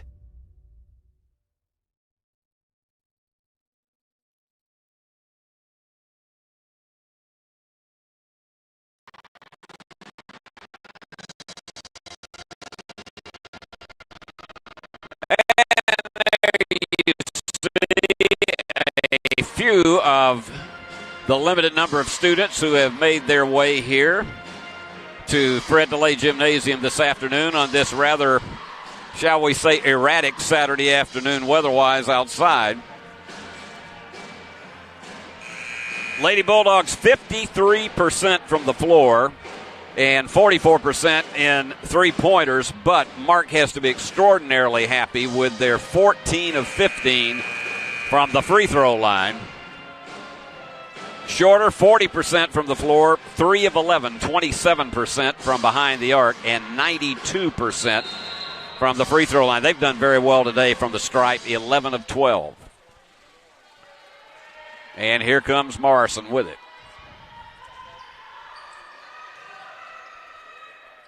He thought about going for the three. Leah just didn't have enough of an opening. We get close to the 4-minute mark on this Saturday afternoon. They're going to have to hurry. Big three off to the right. Howell with the rebound and took it to the floor, and picking it up is Howard. So Shorter would love to be able to at least get to the half-century mark against Union. You hate to be held down in the 40s, and that was one of those that everybody almost had their back turned to Tiara Lewis, and she picked it up.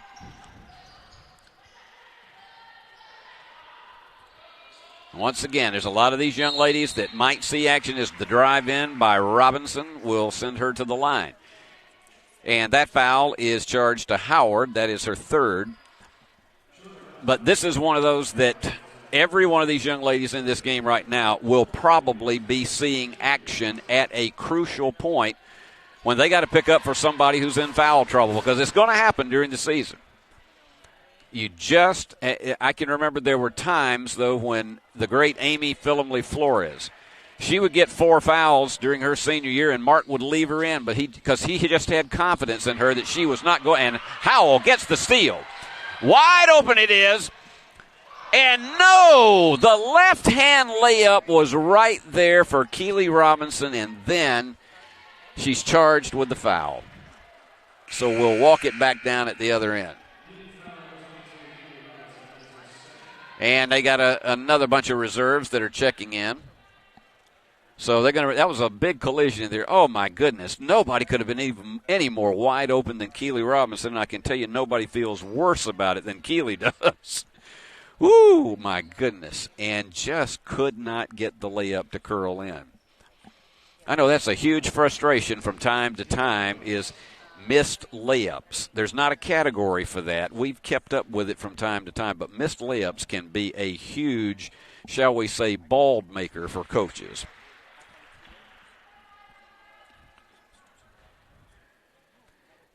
Lewis at the line, going for 8. And in and out. That's only the second miss of the day. They get the offensive board. That was a volleyball tip. Big three is short. And underneath, drawing the foul will be Lewis, which goes right back to the line. So the pace of the game is slowing down a bit because we're going to the free throw line more than we have in this fourth quarter. We've been going to the free throw line more than we have in the entire game.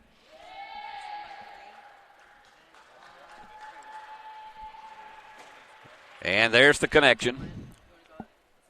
Still a 25-point lead.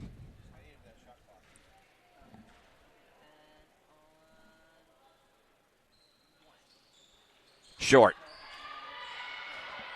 And again, giving them 2 offensive boards and giving them position, and Gaines has 15. And they're going to go to a press to see if they can rattle Union a little bit. The game's well in hand. From the corner, it's Cauble. No, air ball. She just had too much power. Ate too many pumpkin spice Wheaties this morning. Just had too much energy. Under 3 minutes. Pace of scoring has slowed down immensely by the Lady Bulldogs in this quarter. And a wide open 3 is there. Perfectly navigated ball.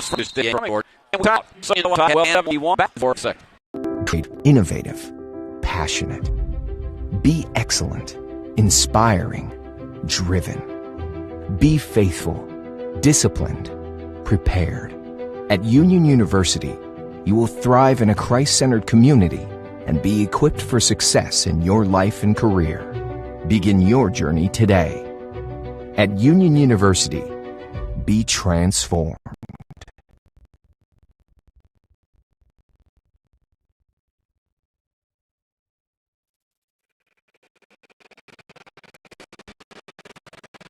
Even though it's the 20-point lead that at one point was 27, Mark Campbell had a sermonette for the young ladies who are mostly reserves who are in the contest right now, and there you go, another turnover.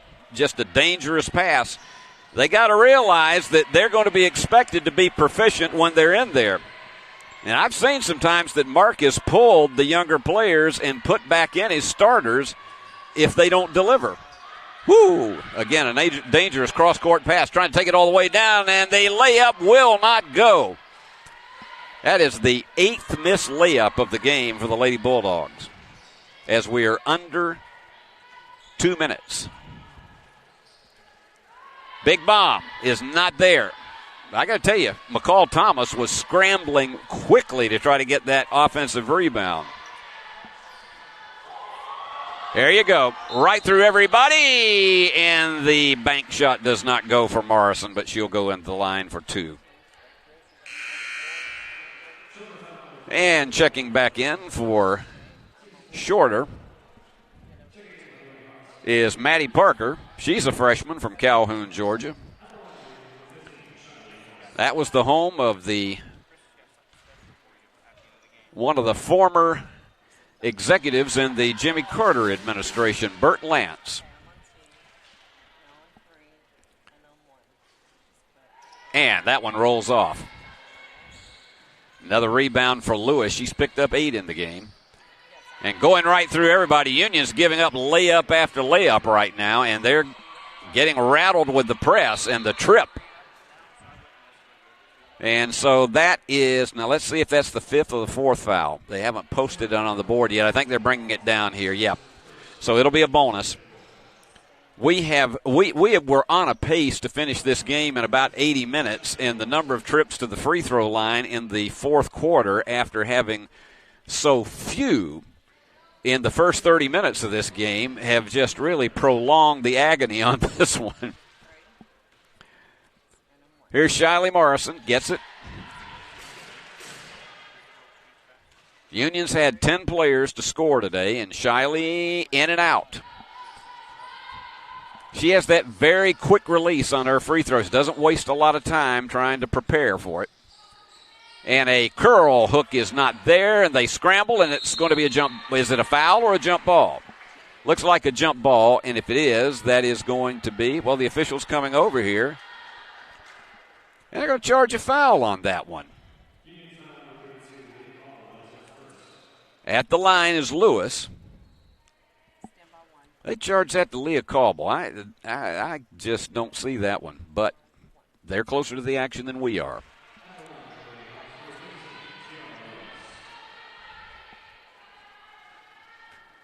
I'll tell you what Mark will not like is the fact that this team has been outscored in the 4th quarter. That was a jump into the lane, and so Union should get it. Well, they're going to have a three-way. It's going to be a pyramid conversation there in the paint. you had Harrison, who stuck her foot in the lane, and then Howell stuck her foot in the lane for Union.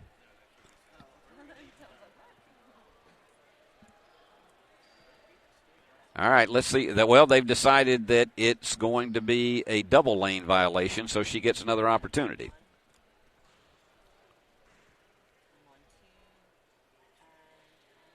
And Lewis does not connect. And scrambling for that rebound. Claire Maxson was trying to get it. Now let's see what the call is. And the foul is charged to Shiley Morrison. So Union has just put Shorter on the line over and over and over again in this quarter.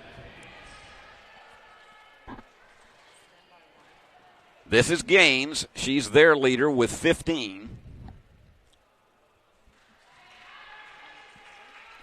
Union will go to 6-2 on the season and 2-0 in the Gulf South Conference for Shorter. The Lady Hawks will go to 1-5 and 0-2 in the GSC. Now let's see what he calls here. Did he say that it went out of bounds, that Union lost it out of bounds, and the official's going to have another conversation about it? And it's as if there is some indecision on their part. They give it back to Union finally. It was a, shall we say, it wasn't a spirited discussion, but they finally came up with a conclusion. And is marked up. We're going to keep it right here. I think Mark's taking a timeout. He has one left, and he decided to take a full timeout. So Lady Bulldogs were up 61-36, and they really had a big flurry as they got to the closing moments of the third quarter. And then here we are.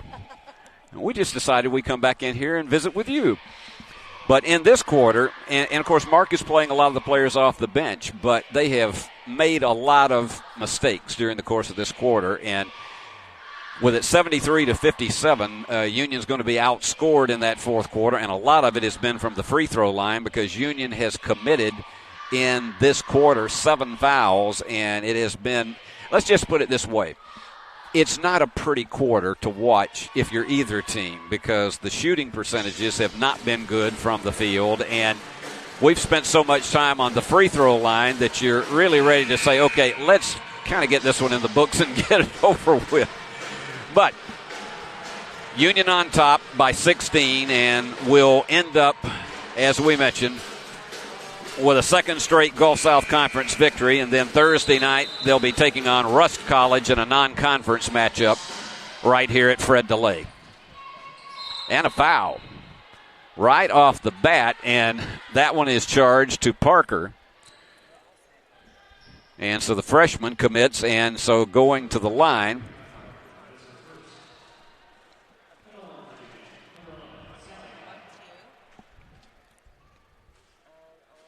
Howell gets the first of 2. I mean, this has almost been like you're on a camping trip and you're just staying right around this locale of the free throw line at each end. So Howell becomes the 11th Lady Bulldog to score in the game. And that one well short, trying to go underneath. And a third opportunity now for Shorter. McCready almost steals it and goes in. And it's going to be alternate possession back to the Lady Hawks. But McCready was all over that one, trying to spirit that one away. And checking in is Julia Peroni. She's from Athens, Georgia, a 5'8" freshman, went to Oconee County High School.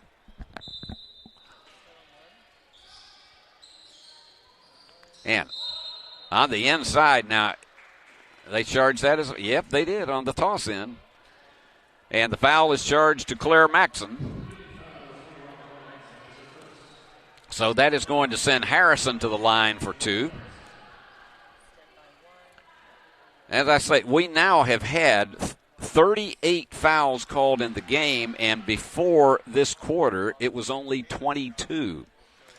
It has been shall we say, it has been a nightmare of just watching free throws.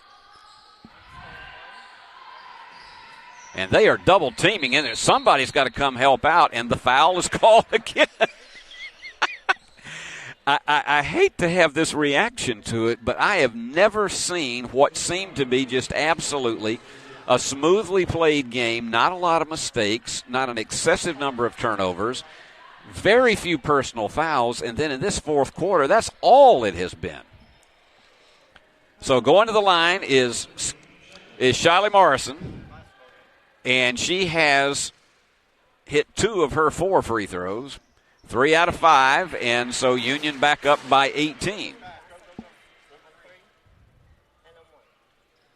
In and out. She's been 1 out of 2 in all 3 of her appearances at the line.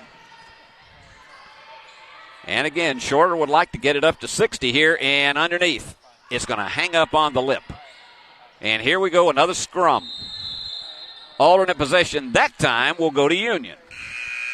And with only 24 seconds left, Sadie Nee comes into the game, and I have a feeling that except for a press and the possibility of a foul, Mark's going to try to skate out the rest of the game time in this one. And they do. And what they're doing, and you may wonder, well, why did they commit the foul there? And Harrison commits her third.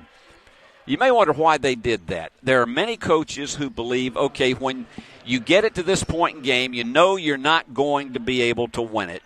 But practice what you may need to do in a tight situation. I can tell you there's some coaches that are the beneficiary of this that don't like it one bit.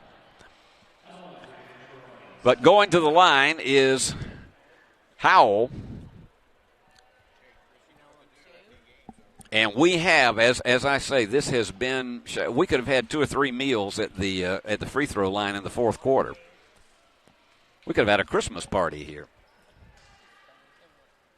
In and out. But it has really prolonged this. When we started this quarter, this has been about a 38-minute quarter. Missed them both. So they're going to rush it down and lightning fast and overshooting it. Shot clock is off, mercifully. And blocked nicely by McCready. And jump ball. Alternate possession goes back to Shorter with just under 6 seconds remaining. There are a few people who I think are trying to read an early Sunday paper in the crowd right now. They got to hurry. This will no doubt be the final shot of the game. No, it won't, because they're not going to get it off. Mercifully, the fourth quarter ends. Union defeats Shorter 76-58. Let me give you the totals on this. The game's leading scorer, largely from repeated trips to the free throw line late, is Jasmine Gaines with 19 points. She was 6 for 6 from the line and 6 out of 14 from the floor. 10 points each for Tiara Lewis and for Azaria Howard. For Union, the game's leading scorer, bolstered by a 4-point free throw opportunity when a technical foul was called after a personal foul, was Ashton Baker, the Flash, with 18, and she was 8 for 8 from the free throw line. The one who got Union really off to the hot start was Emily Beard-Dunnigan. She had 4 3-pointers in the game, but had 3 of them really quick in the first quarter. Emily with 14 points in the game, also had a rebound and an assist. And then Samaria Thompson with 9, Bailey Augustine with 8, and 7 for Shanique Lucas. Union with only 2 in double figures, but the primary reason for that is because Mark played so many players. He played everybody on the squad today. And so 14 Lady Bulldogs got into the game, and 11 of them scored. Union shooting 49% from the floor and 74% from the free throw line. And in assists. They had 11 in the contest, and it was really an all-around solid performance, except that fourth quarter was just one that just don't ever think about showing that one to any of your youngsters for a highlight tape because that was not one of your better efforts in the fourth quarter, and the stats were somewhat skewed off of that. So Union wins it, and the 76-58 final sends the Lady Bulldogs to 6-2 on the season. It was a perfect 3-0 week, and now 2-0 in the Gulf South Conference. For Shorter, it's 1-5 overall and 0-2 in the Gulf South. So Lady Bulldogs will be back in action here at 5:30 on Thursday afternoon. They'll have Monday off, and so it's a good thing, too, because this is finals week upcoming. And because of that, these players need to have no distractions whatsoever. So they'll have exams through Thursday, and then Thursday night they'll be playing Rust in a non-conference game right here at Fred DeLay Gymnasium.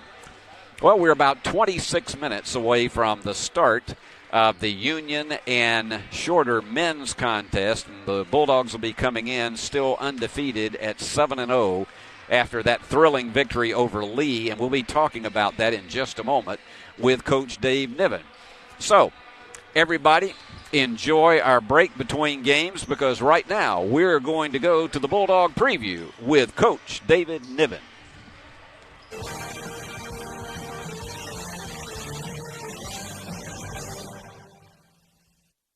Well, here we are between games, and we are going to visit with Coach Dave Niven of the Union Bulldogs after Thursday night.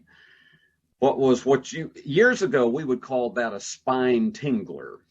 I don't know if anybody knows what that means today but the Bulldogs pulling off a 60-57 victory in the closing moments against Lee University. Dave, I got to first, congratulations on the win, but second off, that was one of those that had it been a football game, it would have been those old-fashioned defensive struggles where somebody wins 13-10 with a field goal out there because both teams scored about 20 points below their regular average.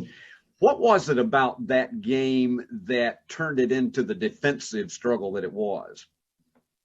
Well, I think you get two teams that defend really well to start. So I think that was a big part of it.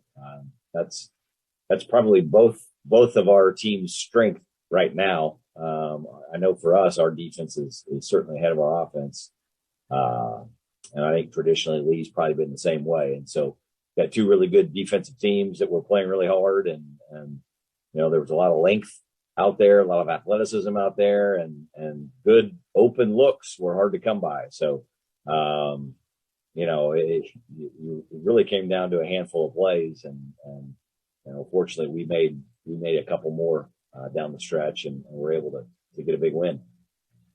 Nobody had a lead in that game larger than 5 points, and it was one of those that it just seemed to be up and down the spectrum. Somebody would be up 1, 2, 3, and then it would go the other way around for a while during the course of that game. From an emotional standpoint, how do teams really expend so much energy when you're in one like that as opposed to one where maybe you're up 20 or you're down 15 and you're trying to either hold off your opposition or you're trying to climb the ladder to make a comeback? What's different emotionally for a team when you are in one that is just nobody had a cushion in that game? Well, probably ideally should be nothing, but I think human nature just we tend to exhale a little bit when you get a double-digit lead, and you see that score expand, and if you're ahead, you kind of do tend to relax a little bit, but I don't think that's a good thing.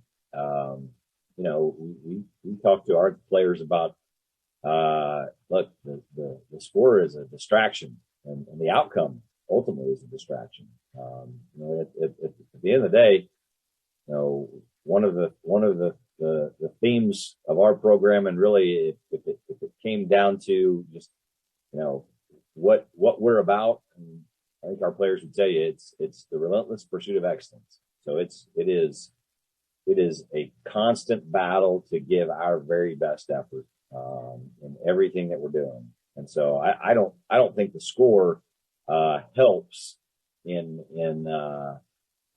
pursuing excellence. It is usually more of a distraction. Maybe if you're down, maybe it can provide some motivation for you there. But we really try to block all that out, and I don't think we're there. But ideally, that's who we would be. Is that it doesn't matter what the score is. If you're up, down, it's tied, it's back and forth the way it was last night. Every possession, we're gonna give our best. And so I thought both teams really played really hard, and but certainly I do think it was a tense game. It was very physical. I was drained at the end of it, but I really, like I said, ideally shouldn't matter if it was back and forth or if it was a blowout. We hopefully are playing just as hard, just as focused, just as disciplined as if it was a 1 or 2 point game. All right, Dave, we're going to show everyone that final play that was the basket as well as the free throw that put it on ice 60-57. And when we come back, I want to talk to you about that specific play. J.C. Clossy in the game. He's had a couple of threes himself. And here we go. 22 on the shot clock.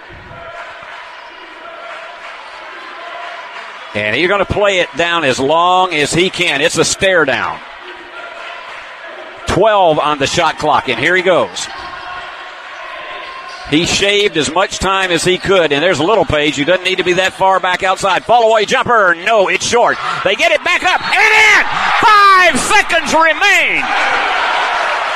What a break for Boykin on that offensive rebound. Okay, Dave, walk us through how that play was drawn up. And was there an alteration? Obviously, it was an offensive rebound that led to the basket that won. But how was the play drawn up when you called timeout with 13 seconds left? What did you do, and how did you draw that play up with the team in the huddle? Well, that was actually a play we put in this week that we didn't have, hadn't used all year, and so it's one that we've run in the past. It's designed to just create a little bit of confusion. It's similar to a lot of the things that we do already offensively out of one of our main sets, where we set a diagonal screen. And on that particular play, instead of Tyree setting a diagonal screen for a cutter to the basket, that cutter sets a down screen for Tyree instead. We can run that just as simple as that to get Tyree a three. But in this case, we had our big go dribble at Tyree as he's coming off of that screen. We call that zoom action, where you're getting a down screen into a handoff. And so it's a lot of stuff to guard. I think you have to prepare for it. If you haven't, like I said, we hadn't run it this year, so it's tough to prepare for. And I thought it gave us a pretty good look. They ended up having to switch it. They switched their big onto Tyree. I don't know if he could have gotten around that guy and gotten to the basket, but I thought he gave us a pretty good look. But in that kind of a situation, I always want to have a guy like Ty Parks on the floor, because he is going to go crash. And if anybody can find a way to get an offensive rebound, it's Ty Parks. And he made a big one, finished it up with a free throw, which I thought was huge, to give us a 3-point lead, which gave us the chance to foul, which we were supposed to. We didn't. Fortunately, it worked out, but that free throw certainly was big as well. I was going to ask you about that, and the fact that when you're up 3 and there's fewer than 5 seconds remaining, as it was last night, 5.4 seconds for Lee to go down and try to have a tying shot. Your philosophy on committing a foul to put them on the line where they can only score maximum 2 free throws. Yeah, I tend to be one that thinks it's easier to make a 3 than it is to do all the things that have to happen to get 3 the other way. You got to make a free throw, then you got to miss a free throw and get a rebound and get a putback. And so that's a lot. So I'm in favor of fouling. I think it's the right thing to do. Unfortunately, at this point in the season, we had not practiced that enough where I don't think our guys felt confident in doing it. Because the risk is you foul a guy while he's in the act of shooting a 3 and then you give him 3 free throws, which still I don't think is a super easy thing to do for a lot of guys to make 3 straight. But I would have preferred that I thought we had a chance on the side out of bounds play to foul before they got the shot off. But Hunter chose not to, just walled him up, and it would have been a tough shot, tough make, but it looked pretty good when it left his hand. I'm thankful that one didn't go in. Yeah, we were all sitting on the edge there because that hit in the iron and in the cylinder and then back out at the end of it. So it was enough to raise the blood pressures for everyone in the place. I want to have you talk to us about Mikhail Simmons and his contribution, because he came into the game and literally at a critical point. He hit a 3 and then was fouled. Now, you talk about this as earlier in the game, but hit a 3 and was fouled at a time when it seemed that the momentum might be shifting back over to Lee, and ended up with a 4-point play. Talk to us about him. Yeah, well, I thought the momentum was definitely shifting to Lee. They had their largest lead at the game at that point of 5, and I told Mikhail yesterday in practice, he spent the entire practice on the scout team running Lee stuff. And I just told him, hey, you're on the scout team today because you're smart enough that you can run their stuff and then you can still come in and do our stuff. And so you're going to get a shot tomorrow. So I don't know when it's going to be, but you're going in, you need to be ready. And man, I love that about him, that there is no sense of pouting or sulking of why am I on this team? Why am I doing this role? That guy he's a great teammate. He fulfills his role. He comes in and makes plays. Right now, every time he's played, he's come in and given us a big boost, like immediately. And so that was a huge shot. He made the free throw to give us a 4-point play right there, and all of a sudden it goes from 5-1. And then he had a couple steals last night, which is not something you typically expect from Mikhail. But I tell you what, he's able to make steals because he's such a smart guy. He's played a lot of basketball. He's got a ton of experience. There's just a sense of calm about him. He knows where to be. And so he was in the right position to make some steals and make some plays for us. So I think he got 11, 12 minutes last night to have 6 points and a couple of steals. That's in a game where you only score 60 points. Man, like that's such a value, an important part of what we're doing. He's been limited in his minutes and his opportunities, mainly due to injuries in the preseason, and he's still not 100%. But it's great to have a guy that you can throw in there, and you just never know. I mean, he's got the ability to make some plays for you. All right, Dave, talk to us about this. You mentioned that last week you had a pretty major flu bug that ravaged the team, and you had one practice that you only had really about 3 available players. How is that health situation now with the team?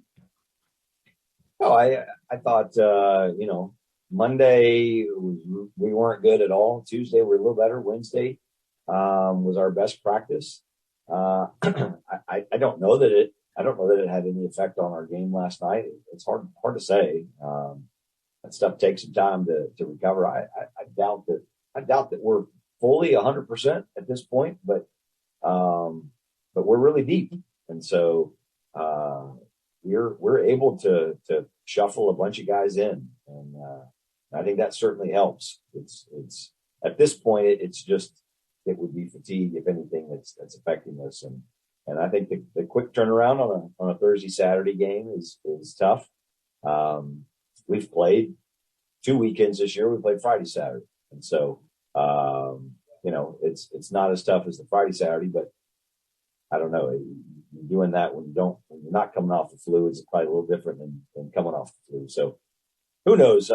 I'm thankful we've got a lot of players, and we're confident and comfortable playing a lot of guys. And so, last night we had a bunch of guys play around 20 minutes during the game, and I think you'll see the same thing on Saturday.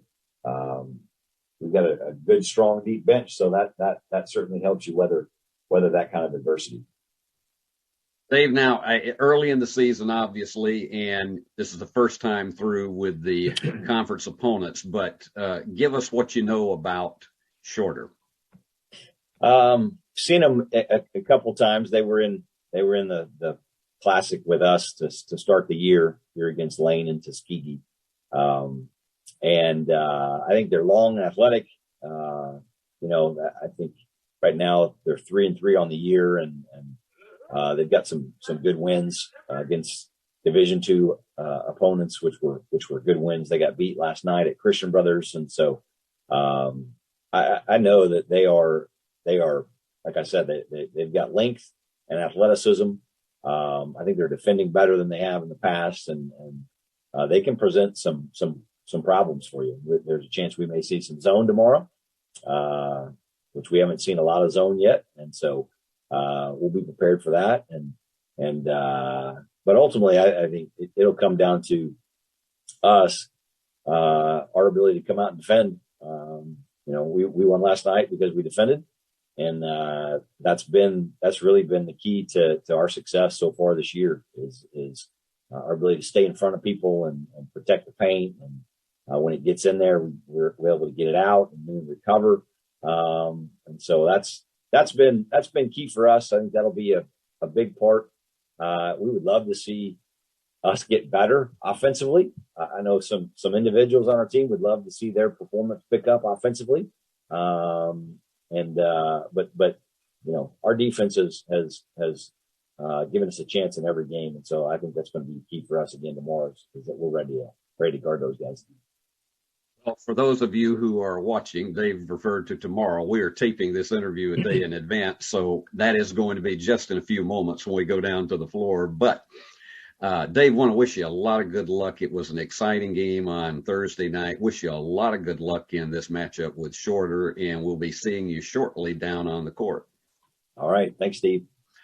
And let's go now down to the court, and right after these messages, we will be bringing you the starting lineups for Union against Shorter. The Union Edge program is a post-secondary education program set up for students with intellectual disabilities. Hannah was diagnosed with Asperger's syndrome about 10 years ago. She had already been diagnosed with ADHD. Each of our students has 5 mentors on campus, and these 5 mentors play different roles. Friend/confidant/mobility guide. They are the people who are walking the steps with them. With the group of mentors and the way the EDGE program is designed, it is an atmosphere that has helped Hannah thrive. She never liked school. Taking her to school every day. I hate school. She loves school. She loves Union. The students are able to come on campus, live on campus. They get to be a part of college life. They get to see what other students see and experience it. I've had the privilege of having Seth Ratliff as a student in my personal financial management class. And Seth is just such a joy. His family shared with me that he has always wanted to attend college. This program has just been such a blessing for their family to enable Seth to be able to accomplish a lifelong dream.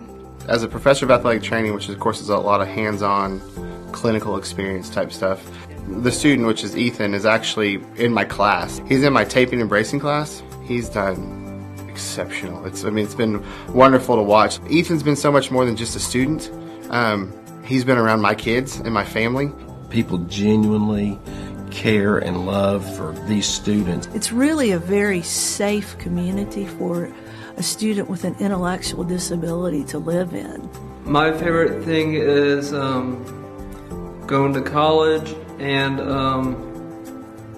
just enjoying life. I like living on campus with friends. I've learned how to count money, how to make friends, how to be more mature, how to look towards the future.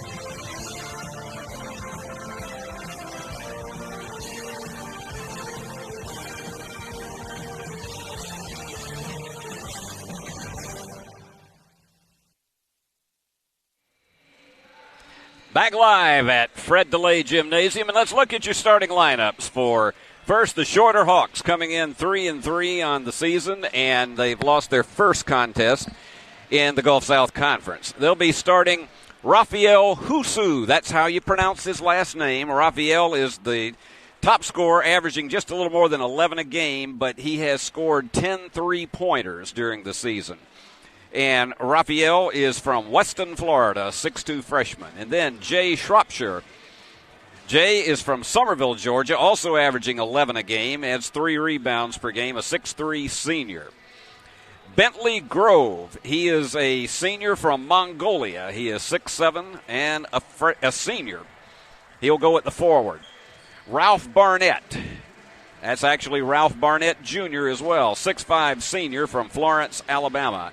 And Mark Wilcox Jr., he is a senior from Mobile. He goes in at 6'6", 9 points a game, and 8 rebounds. And some of the others you'll be seeing, Jaden Dunham, Ricky Knight Jr., and Ja'Cory Wilson. So those are your starters for Shorter. Coach Wade Anderson bringing his Hawks here onto the Fred DeLay Gymnasium floor. Now let's take a look at your Union starters for this evening. Here's a guy that made it happen on the floor all over the place, and he's the leading scorer for the Bulldogs, Tyree Boykin, the senior from Clarksville. And he's averaging 16.4 a game, but how about this? In his first 7 games, 19 3-pointers on the season. Jeremiah Littlepage from Birmingham, the 6'7 sophomore, and he's one that can do everything defensively, and he gets hot on the inside, and he can crash the glass with the best of them. Hunter Vick from just up the road in Camden, Tennessee, and he's a transfer from Tennessee Tech. Now listen to these numbers, 13 points a game, 6 rebounds, and he's had 10 3-pointers during the course of the season. Ty Parks, and Ty was the one who put that dramatic shot in to give Union the victory on Thursday night against that extraordinarily tough Lee team. Ty averaging 13 points and 7 rebounds, the 6'4 senior from Pocahontas, Tennessee. And Bo Gidgel, and the guy from Los Angeles, transfer from Prairie View A&M, 6'8", 235-pound junior, and he's averaging 10 points and 5 rebounds a game. And those are your starters for both of our teams.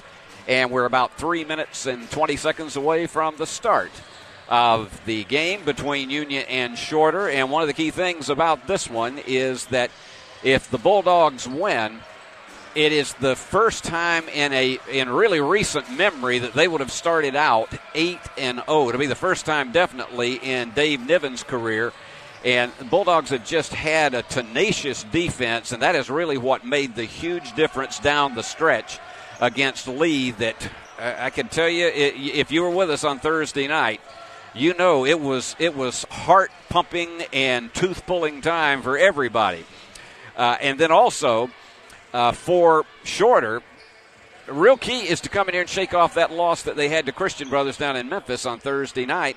and come in here. And we have seen over the years Shorter men's teams that, as a rule, would not have measured up to Union on paper and have come in here and upset the Bulldogs. And so that's the key thing, is focus. And it's a very, very difficult thing because a lot of these guys are facing final exams on Monday, and they go on Monday through Thursday here in the Union campus. And if you're a Bulldog fan, you just hope that they can tune that out during the course of this game and focus on the task at hand, and then as soon as it's over, go right back to it. This will be a week in which they will not have a Monday contest, thank goodness, because of finals. And then what will happen is next Thursday night, as part of as we've called a mix and match doubleheader, the Lady Bulldogs will be taking on Russ College in the opener at 5:30, and then Union will be taking on, in the men's half of it, an old NAIA rival in Cumberland University from over in Lebanon. And so it'll be a good matchup all the way across the board, and we hope that you will be here with us in person. And if you can't be, we'll be live on E+ TV 6, as well as the Union Digital Network at uuathletics.com. And I'll say a personal shout-out to one of our former Lady Bulldogs who sent me a message in between games, and that is one of my favorites, and that is Dr. Amy Philemlee Flores. Yes, she is Dr. Flores now, and we are so glad to hear from Amy. And of course, I mean, she is the last player I will probably ever call that scored 40-plus points in a game, and a crucial one that she carried the team on her back that night, 42 points against Valdosta State, and was one that put Union over the top and gave the Lady Bulldogs a Gulf South Conference regular season championship. Well, players are finished up with the shoot-around, so it's time that we go down to the floor, because momentarily we'll be hearing all of the starting lineups that we just gave you. They'll be introduced to the fans here in the arena. As we say, not a lot of students here because of final exams. There are a lot of dorm rooms that are very busy with students finishing up papers, presentations, and also staying glued to their notes, trying to remember those flashcards and everything else that can help them remember things when they go into those finals on Monday morning here on campus. Say an extra prayer for them, because a lot of them will tell you they need it. But Dave Niven, I hope you enjoyed that visit. We're going to be talking to Dave again at halftime about some of the special intricacies of the game and some of his philosophies as the game transpires on and off the court.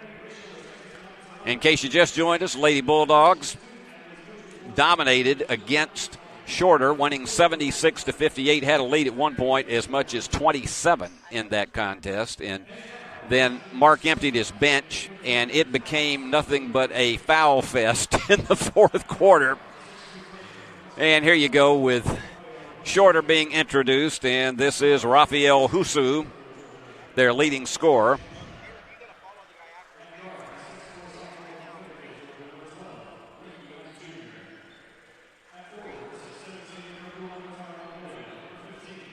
And Wayne Anderson, of course, bringing these guys in here from Rome, Georgia. And a special shout-out to all of the parents and grandparents and aunts and uncles of all of these athletes from both schools, because I know many of you can't get to either your home arena or follow on the road here, particularly you folks from Shorter.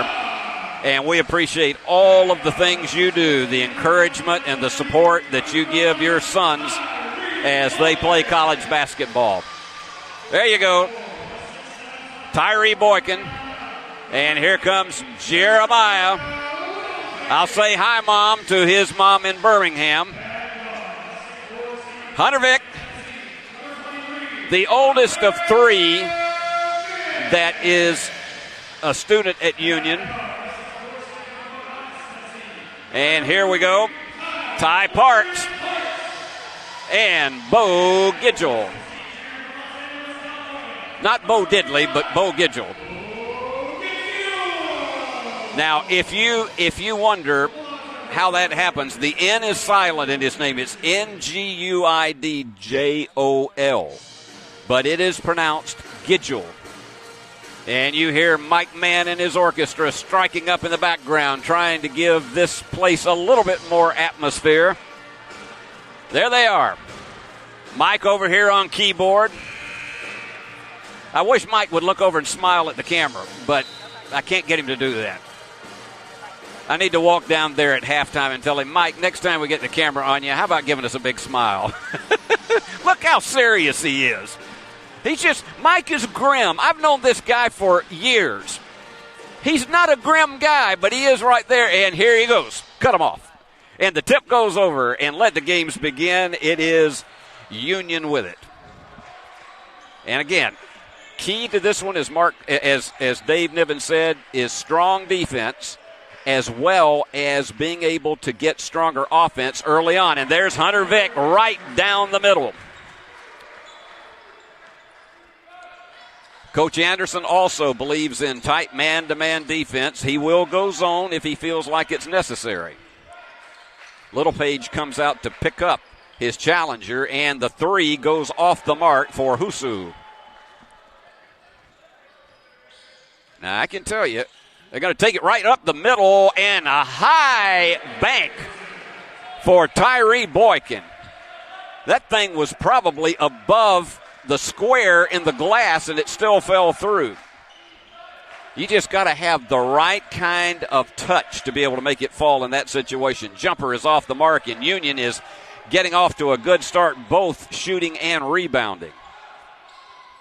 They're trying to clog up the middle, but instead they go to the outside, and the three is off the mark for Ty Parks. Union will play it underneath.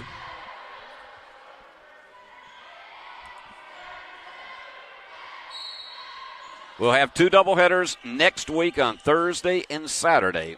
One non-conference, and Gidgel has it to rim off. Rebound coming off to Ricky Knight Jr. And a kick, so it'll go back for a new 20. Let's see, they're going to keep it at 25 on the clock.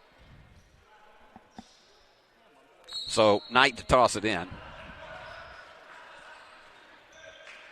Saturday next weekend will be a conference doubleheader, and as we mentioned, it'll be a mix-and-match non-conference doubleheader. Different teams that the Bulldogs and Lady Bulldogs will be playing on Thursday night. It'll be the last non-conference matchup of the season. They're going to have to hurry. Fall away is there. Beautiful arc on it for Shropshire, the 6'3 senior from Summerville, Georgia.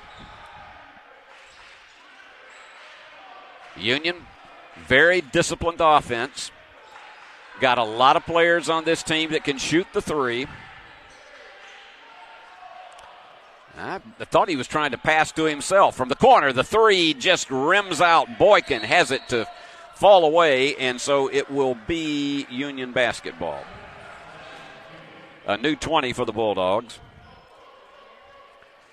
Boy, that Lee team came in here and played such tenacious defense on Thursday night, but the Bulldogs gutted it out in one of those. And there you go, all the way down, the layup and the foul, and Gidgel will go for the three-point play. Bo found the opening and just left everybody behind. During the course of the season, we'll be talking to a lot more of the Bulldogs and Lady Bulldogs, either between games or during halftime of their games. Bo had it to go in and out. And let's see how Coach Anderson plays it. And they're going for the outside shot more than anything else. That one was short for Knight. Vick is deceptively fast. He can, and that's what I'm talking about, that change of pace dribble. And then he tries that curl. That was probably a little bit too much. He needed to be looking back outside. They're going to give it to Shorter. That's one of those where you get in traffic and suddenly you're trying so desperately to get the shot up, and I think he did have Gidgel open behind him. He'll see that on the tape come Monday in practice.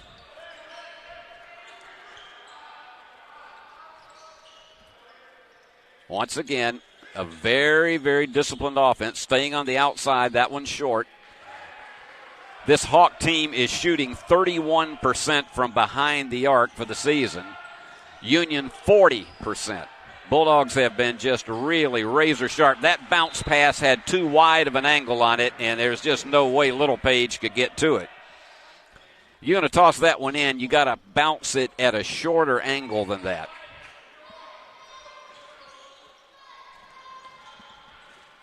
And there you go. Give and go. Nicely knocked away by Littlepage. Beautiful block.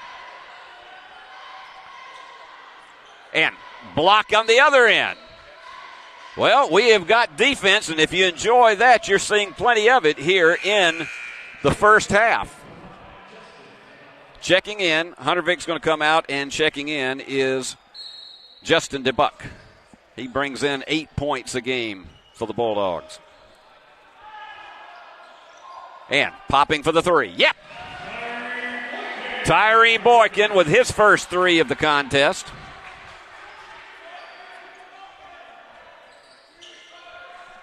Union with a 9-2 lead. Bulldogs would definitely be the favorite on paper, but that means nothing in this conference race because you can go through all the season. And you can find games like this in which the underdog manages to pull off the upset. Maybe just a team has an off night and the opponents come in from the road and manage to be able to shake off a loss, as did Shorter against CBU on Thursday night. And in the middle, tipped away by Boykin, but it's recovered. And 30-second clock violation. No, it wasn't, because it did hit the iron right as that horn was going off, but Union got the rebound. And Create innovative, passionate, be excellent, inspiring, driven. Be faithful, disciplined, prepared. At Union University, you will thrive in a Christ-centered community and be equipped for success in your life and career. Begin your journey today. At Union University, be transformed.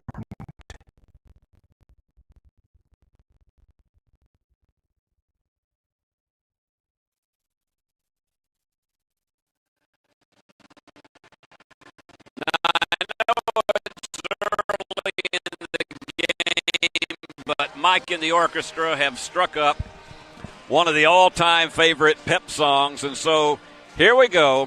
For you at home, it's time for you to sing along. Hands, touching hands, reaching out, touching me, touching you. Sweet Caroline, ba ba ba. Good times never seem so good, so good, so good, so good. You just can't resist when that song is being played at least once a game. We got to have a good old-fashioned sing-along. I don't care if it is a basketball game. And I hope you joined in at home, because that's the only way to have fun. All right, here we go. Jeremiah Littlepage. This young man, former student of mine, and I think the world of him on a personal basis. And he nails that down to make it a 10-2 game.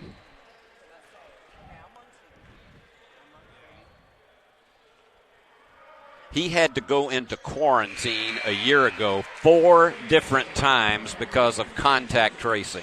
Now, if you don't think that's tough on anybody that's trying to maintain classes, and he did, but if you don't think that's tough, having to be isolated away from everybody else and not being able to participate in activities as the layup goes through for Shropshire,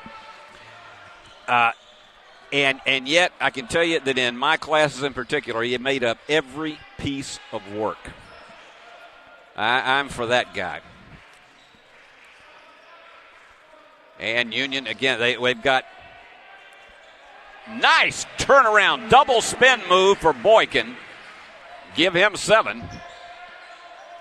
They've got Jordovich in the game now.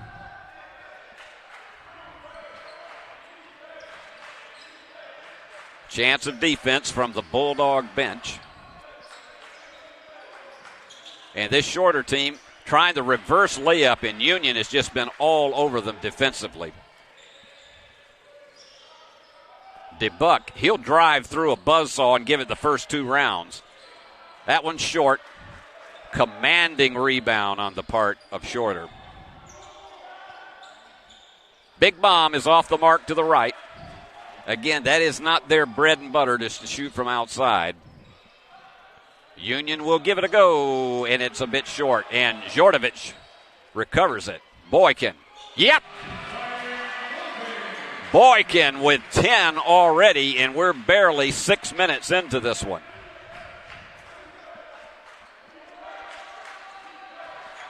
They chant defense again, and they've been given it. Turnaround is there. Union by 10. Bulldogs have been comfortably in control since the outset. And Boykin, that double spin move and the bank. Can you imagine what it's like to do that falling away to your right and still getting the angle of the bank just right? What a difficult move, and he made it look easy.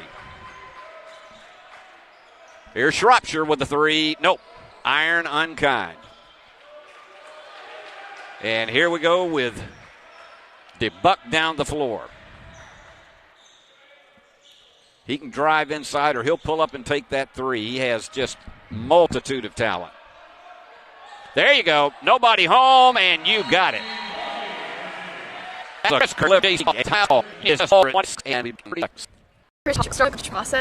I want to take a second to tell you about my school, Union University in Jackson, Tennessee. Union is a private 4-year university known for its rigorous academics, Christ-centered community, and the success of its graduates. My favorite part about Union is the faculty. The professors here are so intentional about helping students grow not only academically, but also spiritually. You should check out Union for yourself.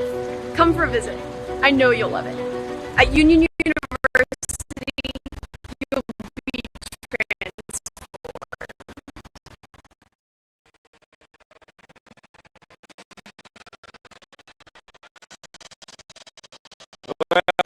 Wade Anderson just felt like he had no choice but to stop that one, even though we're only 1 minute away from the media timeout, because Union was just been all too dominant. Bulldogs going into a bit of a half-court trap defense.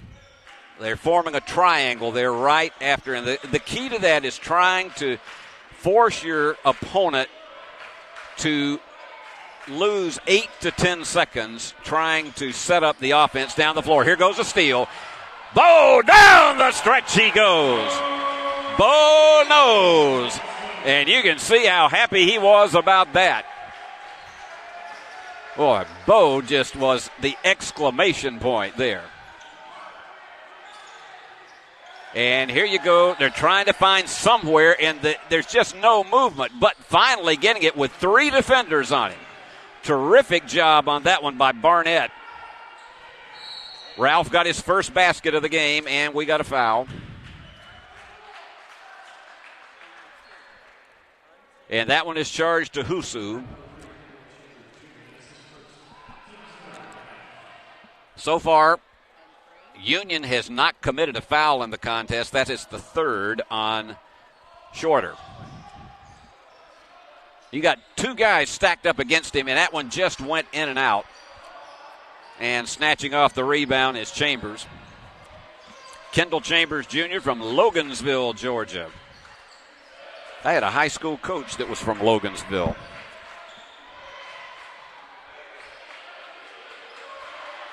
There you go. Bounce pass. Be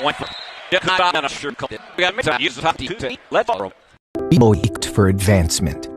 Be a role model to your kids, your coworkers, your friends. Be a dreamer, an example, a finisher. Be a success story and a college graduate with an associate or bachelor's degree for adult students from Union University. At Union University, be transformed.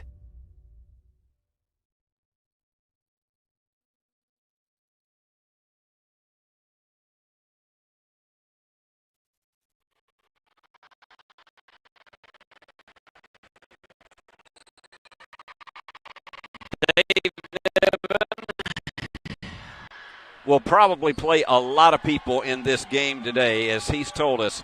He has as many as 10 players that he feels like could start on any occasion for the Bulldogs.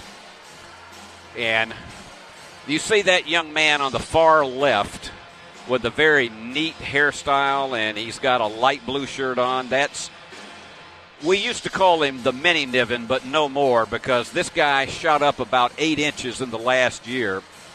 The voice is getting thicker and thinner, and it is getting to a point where he's going to be a deep baritone already, and that is Coach Dave Niven's son.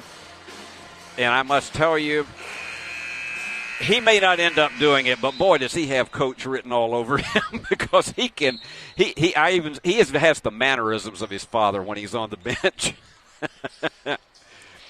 Not a heavy press being employed by Shorter, just a couple of guys trying to keep it honest down the floor. And it's Clossy. Just a little bit of an opening, and that one just the iron unkind, and a rebound off to Shropshire. And for this Shorter team, the key, and there you go, that's one way to do it. Excellent shot by Chambers. And it's a 22-11 game. And let's see who Union looks for the open player. The jumper. In and out. There have been 2 of them that they've been absolutely robbed in. JC had an opportunity that just would not fall. We got Hunter Vick back in there. So far, Boykin has been the dominant player. He's outscored the entire Shorter team. He's got 12. The jumper, fall away, in and out. They were robbed on 2 opportunities. All right, J.C. Clossy again. He recovers his own tip.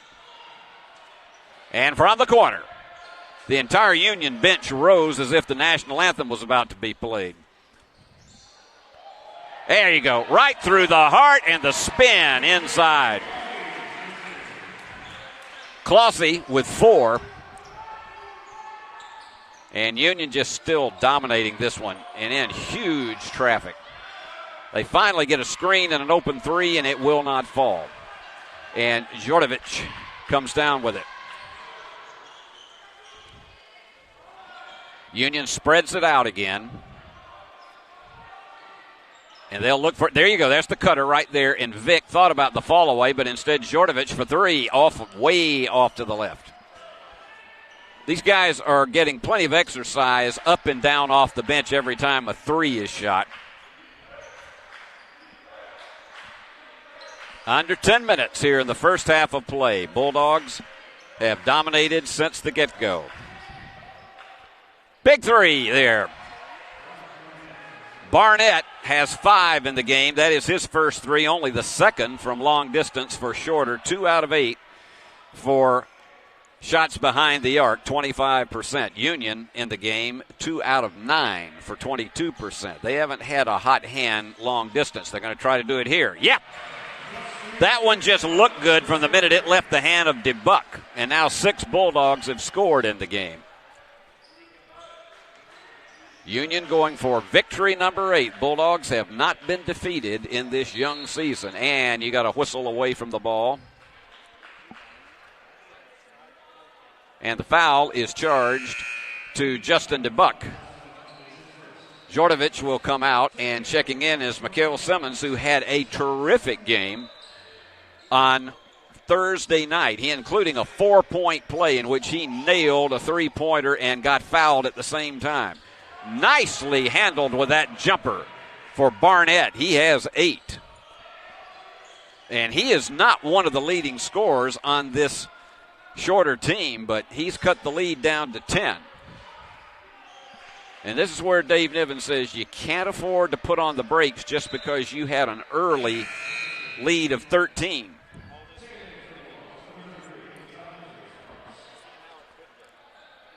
Checking back into the contest, Boykin and Parks. Vick's in there as well. And DeBuck is still in.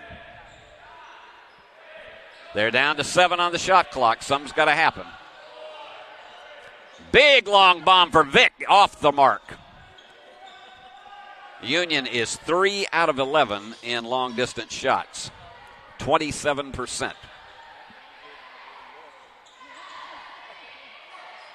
They're trying the bounce pass on the inside. And nice job. Quick hands of Boykin made that turnover happen.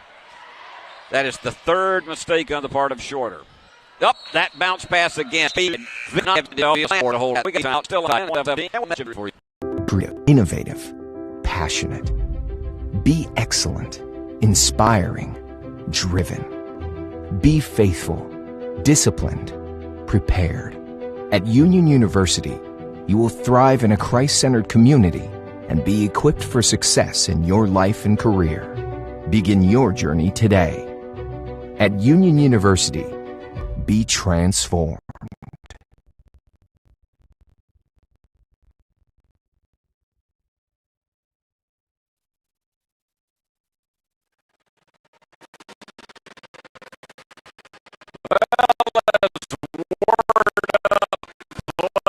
Plays in the background.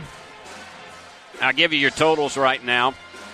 With 7:52 to go in the first half, Shorter shooting 37% from the floor, 33% in three-pointers. They have not been to the free throw line. Union's only committed so far one personal foul in the entire contest.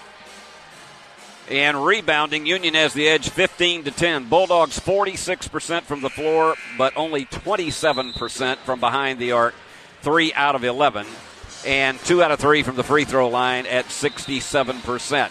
Shorter has committed 3 turnovers in the game, and Union 2, so those mistakes have really been inconsequential. There they are. Once they get through with finals, they're going back home and let mom feed them a little bit more and see if they can beg for more money. And chance of defense. Trying to get it back to a single-digit lead, and nice job on the drive to draw the foul. And that is going to send Shropshire to the free throw line.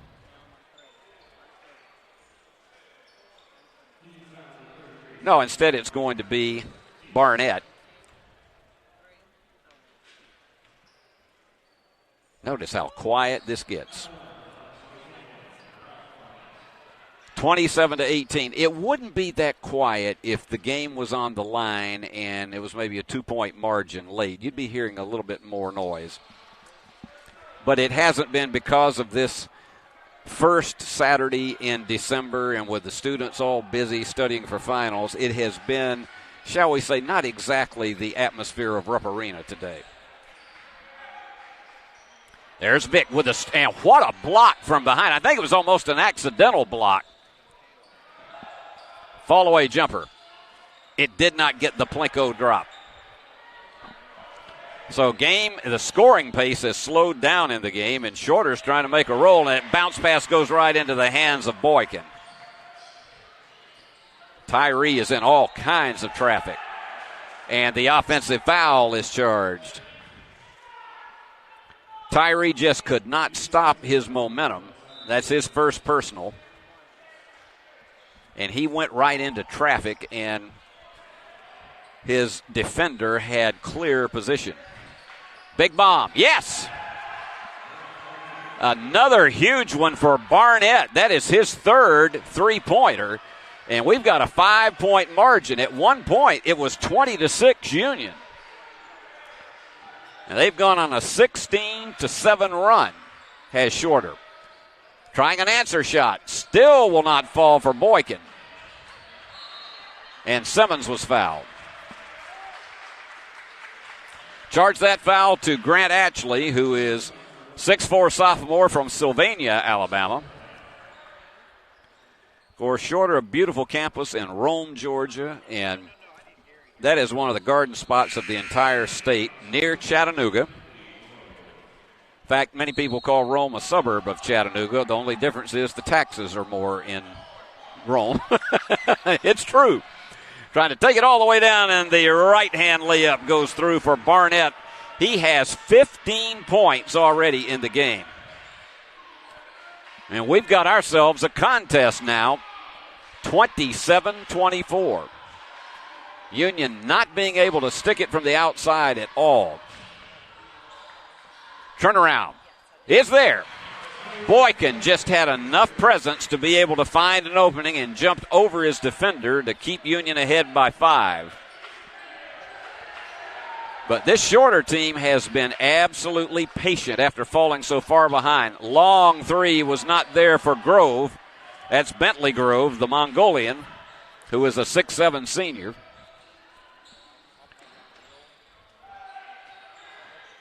In between the defenders and the foul. A little hop, skip, and jump for Ty Parks. That's unusual that Ty has not scored here. We've been almost 15 minutes into this one, and Ty hasn't put anything up on the boards yet. And perhaps he can do so now. Boy, he was so big. He and Boykin both were so big in the clutch this past Thursday night against Lee. And he had that dramatic shot with 5.4 seconds left to give it to Union. Of course, you have to hand it to him. Lee got back down the floor and had an opportunity, put one up from just behind the three-point line that dipped in and bounced out. Otherwise, we would have been playing another 5 minutes.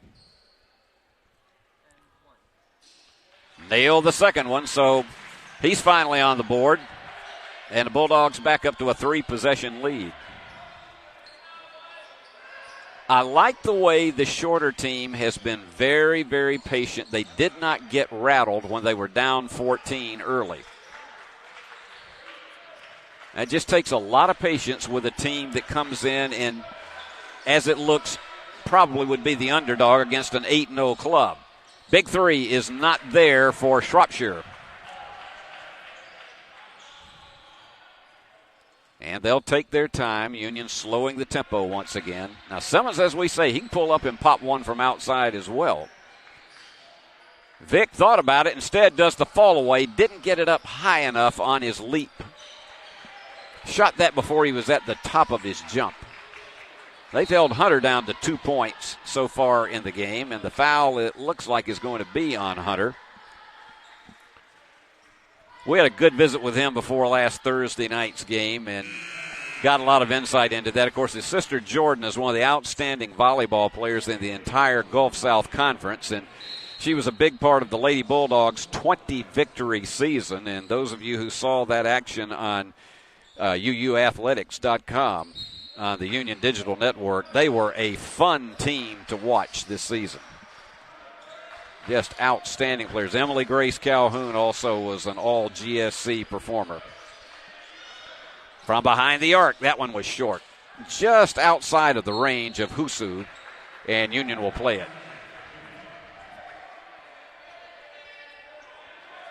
And you got a whole family of 4 decked out in their Union sweatshirts over across the way.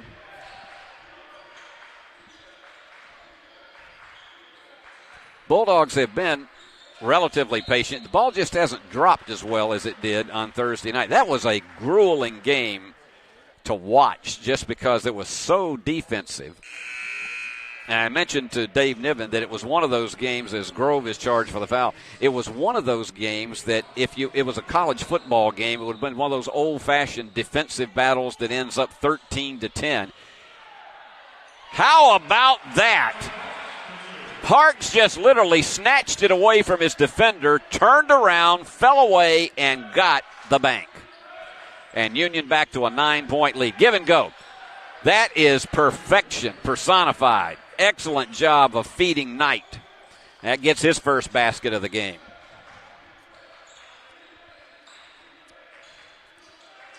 And Vic is going to try to take it right down the middle. And he does. Hunter with 4. 9-point lead. Had an opportunity to meet Emily Dunnigan's father before this men's game, and I was really having an interesting conversation with her about the fact that she says she has always aggravated her brother. That is a beautiful drive, and the tip doesn't go. That was an opportunity frittered away by Shorter.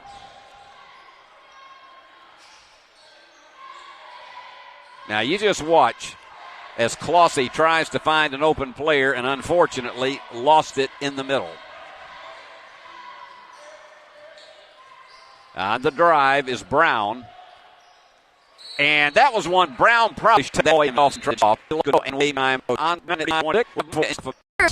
process. I want to take a second to tell you about my school, Union University in Jackson, Tennessee.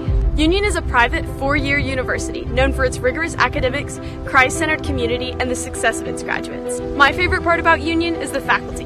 The professors here are so intentional about helping students grow not only academically, but also spiritually. You should check out Union for yourself. Come for a visit. I know you'll love it. At Union University, you'll be transformed.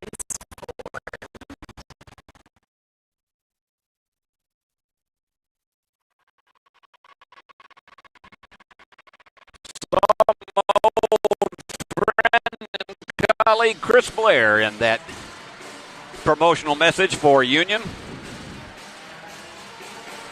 Bulldogs got out to a 20-6 lead in this game, and then all of a sudden it was frittered down to a 5-point margin. They managed to stretch it back out to a 35-26 lead. Bulldogs on the season shooting 68% from the free throw line, so if it comes down to that, you figure 2 out of every 3.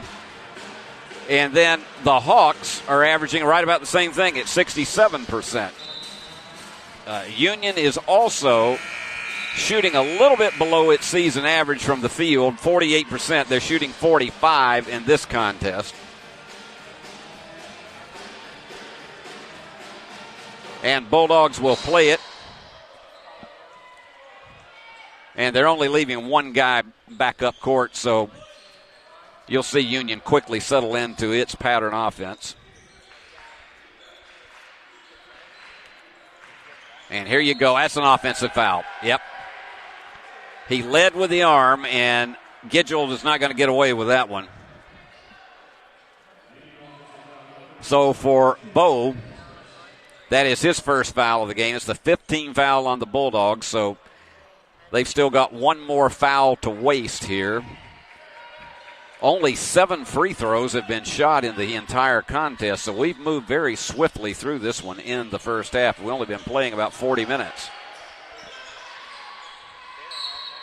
And there you go with a whistle, and that's going to be the 16th foul on the Bulldogs. Probably Jeremiah Littlepage. Yep. He was right in the vicinity, and they said that he reached in just a bit.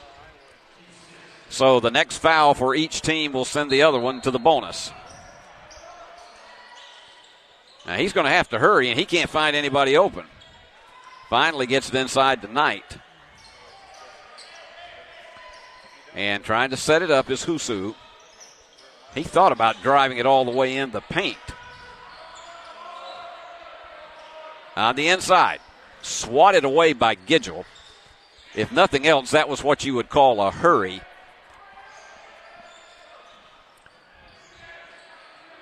Here you go, turn around by Boykin. Fall away bank. That's a gamble to try a bank like that, but Littlepage with the offensive board.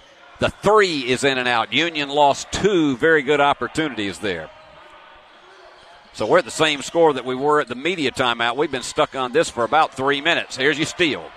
And a trip. And the foul. And that is going to send Union for the 1-and-1.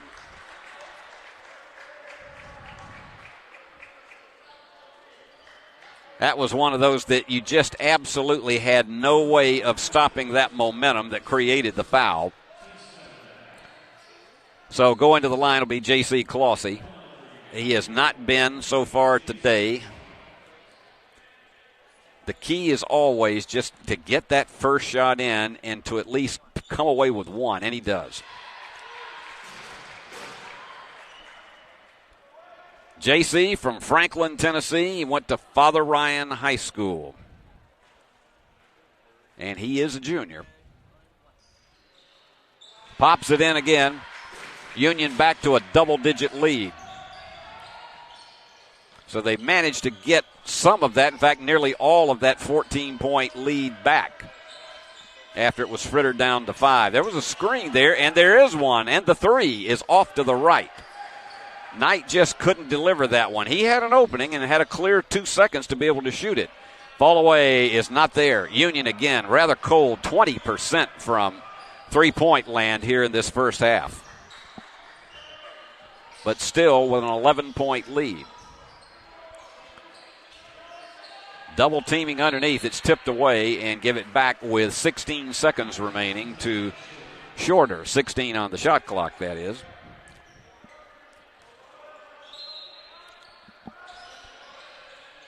And again, this good inbounds defense on the part of the Bulldogs. Let's see if Wilcox, I thought he might be rearing back to fire. And going to the deck, that's going to be a scrum. And the alternate possession is going to go back to Shorter. If you wonder how we can tell from where we are, there is a light at the scorer's table that goes from one team's angle to the other, depending on what side of the court they're on. And we can always look down there just as a reminder as to who gets the possession. Now, the thing is, you don't, on a jump ball like that, you don't reset the clock to 20 seconds. There's 3 seconds remaining on the shot clock, so this has got to be a quickie. The key for the Bulldogs is strong defense on the play, and they steal it. Boykin, and the kick out to Gidgel. Yes! Gidgel with 7. And it's back to the 14-point lead that Union had when it was 20-6. So all of that energy that was expended for Shorter to cut it to 5 has been lost. Almost stolen by Gidgel again. It's stolen by Vick. The bounce passes are just too risky with this kind of Union defense. They're not being able to do it well, and Dave Niven's going to call timeout and see what kind of play to draw up here for the final 16 seconds. We're going to keep it right here. Bulldogs shooting 43% from the floor, 4 out of 16 from behind the arc for 25%, way below the season average of 40%. And Bulldogs 6 out of 7 percentage, 86% from the free throw line, and Union leading in rebounding 23-14 as they strike up with YMCA. Union is committed 6 turnovers in the game to 7 for Shorter. And Union has picked up 5 points off turnovers. Shorter actually has picked up more, 7. There they are again. I want them to sing something for us, but they won't do it. They swing their pom-poms, but they cannot. They have not volunteered to sing for us. All right, we're down to the last 11 seconds. Bulldogs playing for the final shot of the half. They got to hurry. Vick may have to just put it up as a desperation. He does. Yes! How about them apples? That was nothing but a desperation and you better be there kind of shot, and it was. Hunter might do that one in practice 100 times and miss it 99 of them, but he nailed that one to give Union its biggest lead of the game at 43-26 at halftime. And so Bulldogs, after first half that they dominated pretty well, have managed to go to the locker room up 17. Let me give you the scoring. For Shorter, it has been Barnett, Ralph Barnett Jr., 15 points. He's the only one in double figures, but he's been everything in this contest. 4 rebounds as well. He's also had a block shot and a steal. So Barnett has certainly been the one who has been keeping Shorter within distance in the game. For Union, Tyree Boykin, 14 points already, 6 out of 10 from the floor. He's had a couple of three-pointers, 2 rebounds, 2 assists. And then 7 points each for Hunter Vick after that absolutely explosive shot planned with careful execution at the end of the half. His 7 points. And Gidgel with 7. He's had a three-pointer. Hunter's had a three-pointer, that one that he just had at the end. Hunter's the leading rebounder in the game with 7. And so that's where everything stands right now at halftime. Union up by 17. So what we are going to be doing here at halftime is we're going to be talking to Dave Niven about some things that don't have anything to do specifically with this game, but other elements of the game, and particularly how he as a coach operates and what his thought processes are as he goes through a game. So let's go at the half with Dave Niven.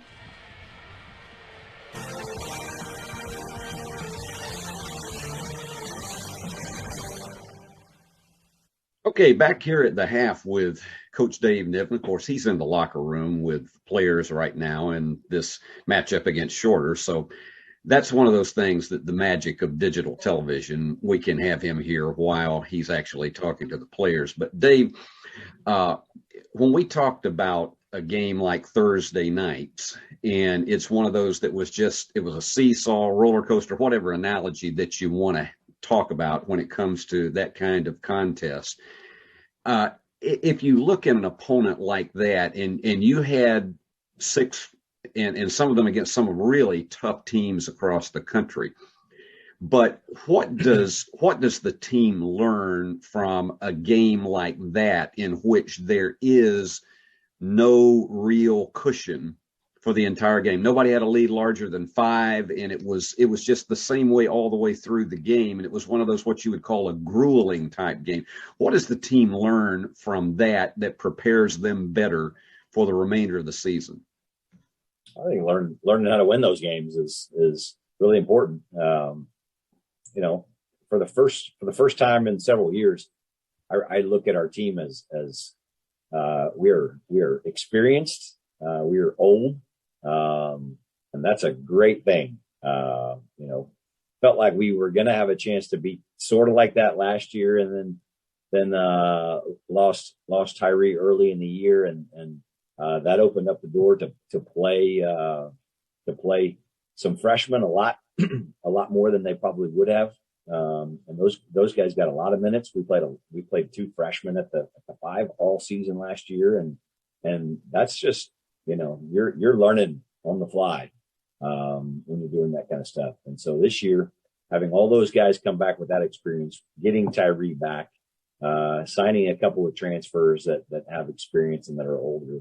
I just feel like we're a very experienced team, but it takes time to learn how to win those kind of games. And it's the first game that we've been in this season that was really tight and came down to one possession at the end of it. And you gotta learn how to win those games. You know, last night it was a guy making a hustle play to get an offensive rebound and put back that was the deciding points right there. But in a game where it was back and forth throughout the night, you look at a number of possessions where maybe you stole a possession on defense. We had a couple of turnovers in the press that I thought provided some momentum for us. We had a transition dunk off of a steal that was a big play for Ty Parks, and that really gave us some momentum there. Tyree hitting a big 3 with just under 2 minutes to go to give us a 3-point lead. You know, all of those kind of plays were game-winning plays, and things that you got to learn how to make them. See who has the ability to make them. And like I said, when you got old experienced guys, they've been in that situation before. Tyree's made big shots before. Ty Parks has had big rebounds and putbacks for us before. We've had guys come up and make big defensive stops in the past. That it's hard to put a price tag on just the value of having experienced players. I love the fact that you said that old is good, because for Sure some it of is. us, for some in college basketball for sure. Well, for some of us in life, that actually has a different connotation to it. So, Dave, I appreciate it's you good for in that. life too. old is good everywhere. Yes. So, I'm beginning to feel that more and more every day. But let's look at some other aspects of the game. Dave, when you have a situation, and let's say that you're in a game where in the first half, and you've had a couple of those this season, the first half, that you've got, all right, I'll define a lead of, say, maybe 10 to 15 points. How difficult is it for a team not to somehow put the brakes on rather than keeping the pedal on the gas? Because we see that happen with a number of teams where they'll get that lead at halftime, and it seems like it is just, if not insurmountable, it's one that is at least 4 or 5 possession lead. How do you keep focused so that they don't put the brakes on at that point? And suddenly, I guess maybe the term that we've used a lot of times is start playing not to lose. Well, I think that's a lot harder to do with a young team, guys that haven't been through it, because human nature is such that when you get a lead, you tend to relax. And I think young players do that much more so than older players because they haven't experienced what happens to those leads when you do that. And so having a group of veteran guys that have been through it, I haven't seen that a lot with this team. I feel like our guys have played really, really hard and been able to do it for 40 minutes. We had I think some of those issues in some of our scrimmages and exhibitions where we got big leads and let them go. But I think since our last exhibition going into the season, I don't know that we've seen much of that. Our guys have been really focused and been able to continue to defend. And I think that's as much as anything. We've been able to expand leads because we have gotten stops and consistently gotten stops and made teams go through long stretches without scoring. And that's been a key for us. But again, all of that I attribute to just having veteran players that understand the right way to play, and that you can't relax in those situations.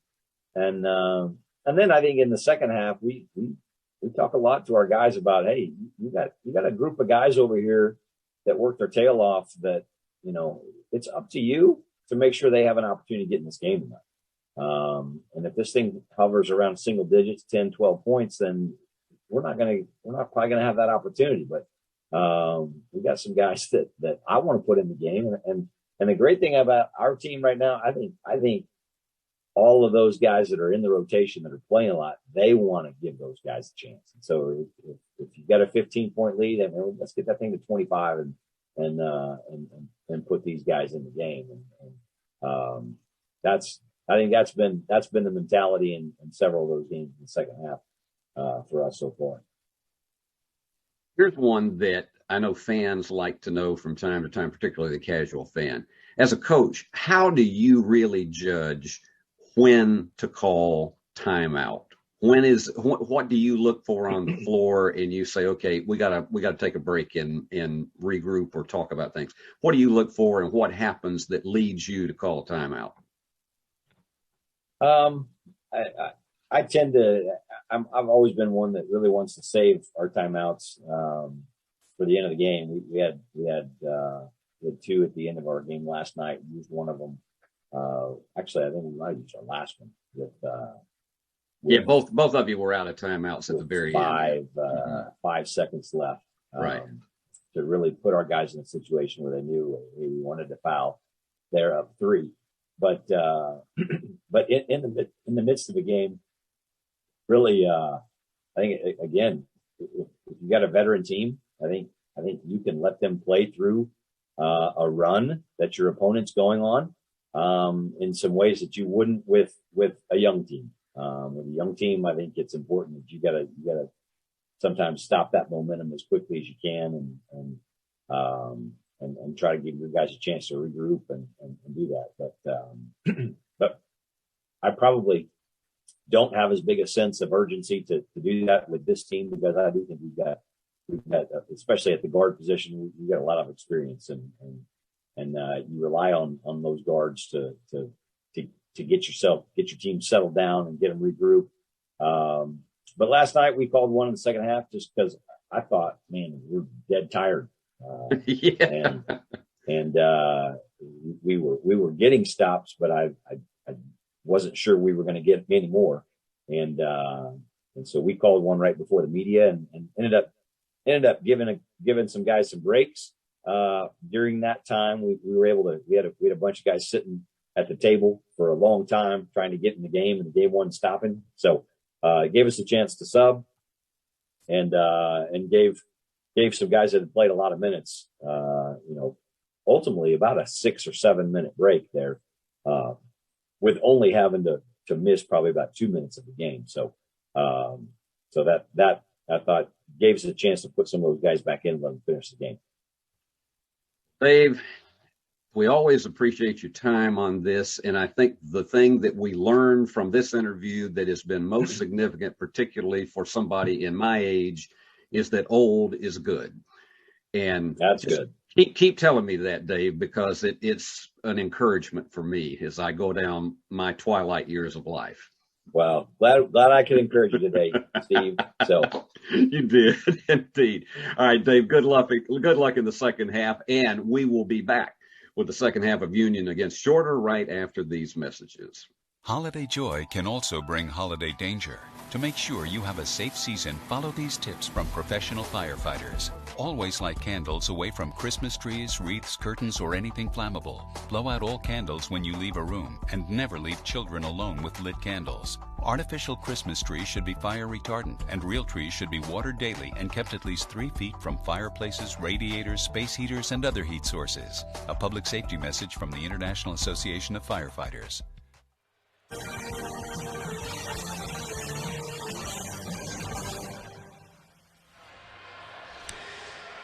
And let's take a look at your halftime report, brought to you by Worthy Road Studios, the finest in video production for sports or events all throughout West Tennessee.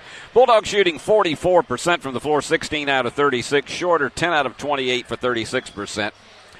3-point field goals, each team 29%. Union has put it up 17 times and connected on 5 of them, but it's been a colder night from behind the arc for the Bulldogs than it typically is. Both teams have just had a hard time really getting a big connection. Barnett has picked up 3 3-pointers out of that total for Shorter. Free throws.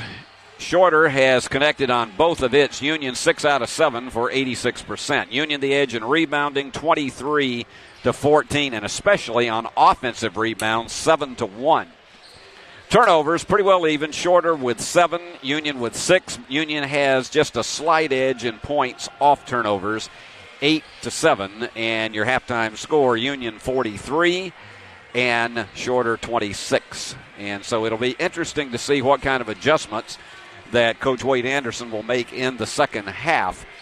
It's a tough thing to try to run up and down the floor with this Union team, and I know Dave Niven, as he talked to us in that interview that we just had, he said it's important to play great defense, but he said we want our offense to catch up with the defense.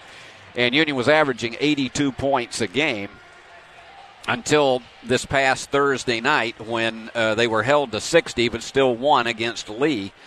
And so they still are hanging in there with a 79-point average on the season, and the Hawks 71 is what they're averaging. But the great thing the Bulldogs have been doing is defense. 60 points a game is what they are holding their opponents to, and unless you are a poor shooting team, that typically is going to be enough to get you a lot of victories during the season if you can average holding your opponents down to 60 a game. We are about set to start the second half, and alternate possession belongs to the Bulldogs. And you can see Mikael Simmons over there on the right that is looking over at the fans while he is ready to do the fist pump that they do in the middle. And Mark goes back with his original 5 starters in the second half. And we're underway. And the key for Union is to continue to keep the pedal to the metal in this situation. Vic working one-on-one. What a move! Yes, that's how you open the half. High-flying basket that goes to, I tell you, Little Page, I think, could have soared on that one. He could have gone up to the top of the railing in this place. Woo! 19-point lead for Union, and that was a definite exclamation point to open the second half. And it goes right into the hands. The cutter went the wrong way, right into the hands of Vic. And he takes it all the way down and gets the reverse layup. Hunter knew they were coming on the right side, so he went left. And a 21-point lead, largest of the game for the Bulldogs. And again, trying to get back the same tempo that they did in the first half of play. And reverse layup, answer on the other side by Ricky Knight Jr. to make it a 47-28 game. Now, in the middle, Boykin was going in between three defenders and still managed to draw the foul. And that one is charged to Shropshire.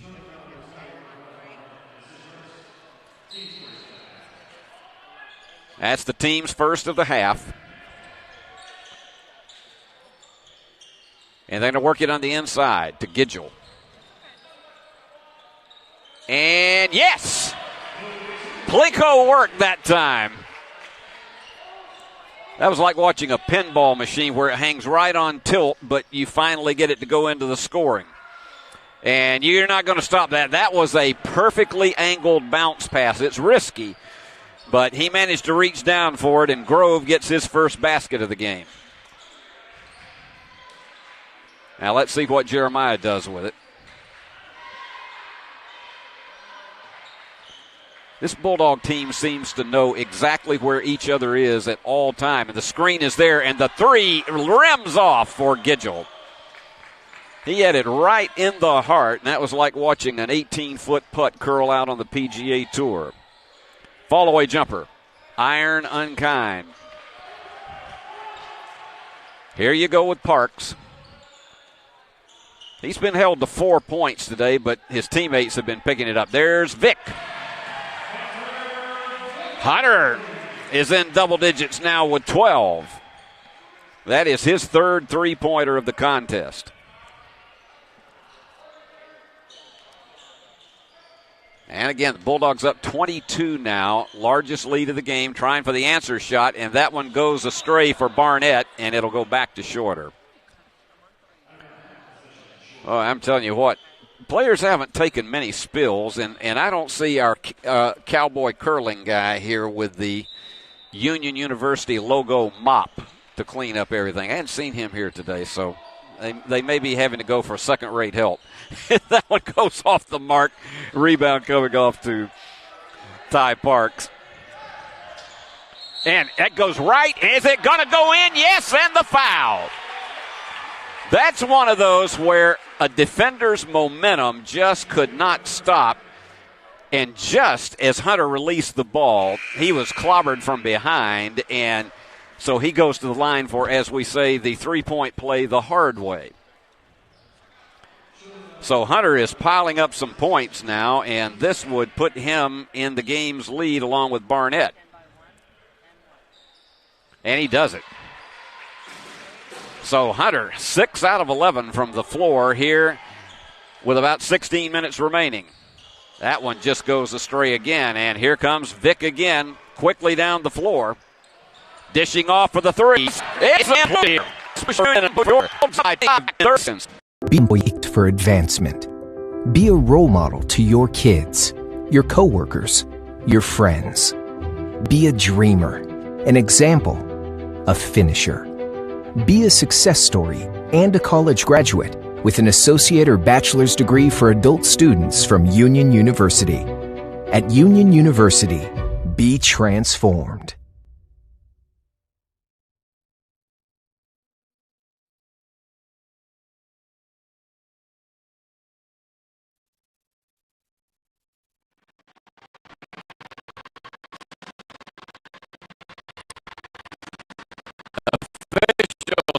Probably talking over, wondering who is leading in the Southeastern Conference Championship game and wanting to go home, making sure they set their TiVos to be able to watch it. It has been a rip-roaring explosion here, and you can see Coach Anderson is absolutely furious with the way his defense is going right now. And Union has just shell-shocked Shorter. Dave Niven's team going for victory number 8. And here in the second half, Union has already piled in 15 points, a 15-4 run.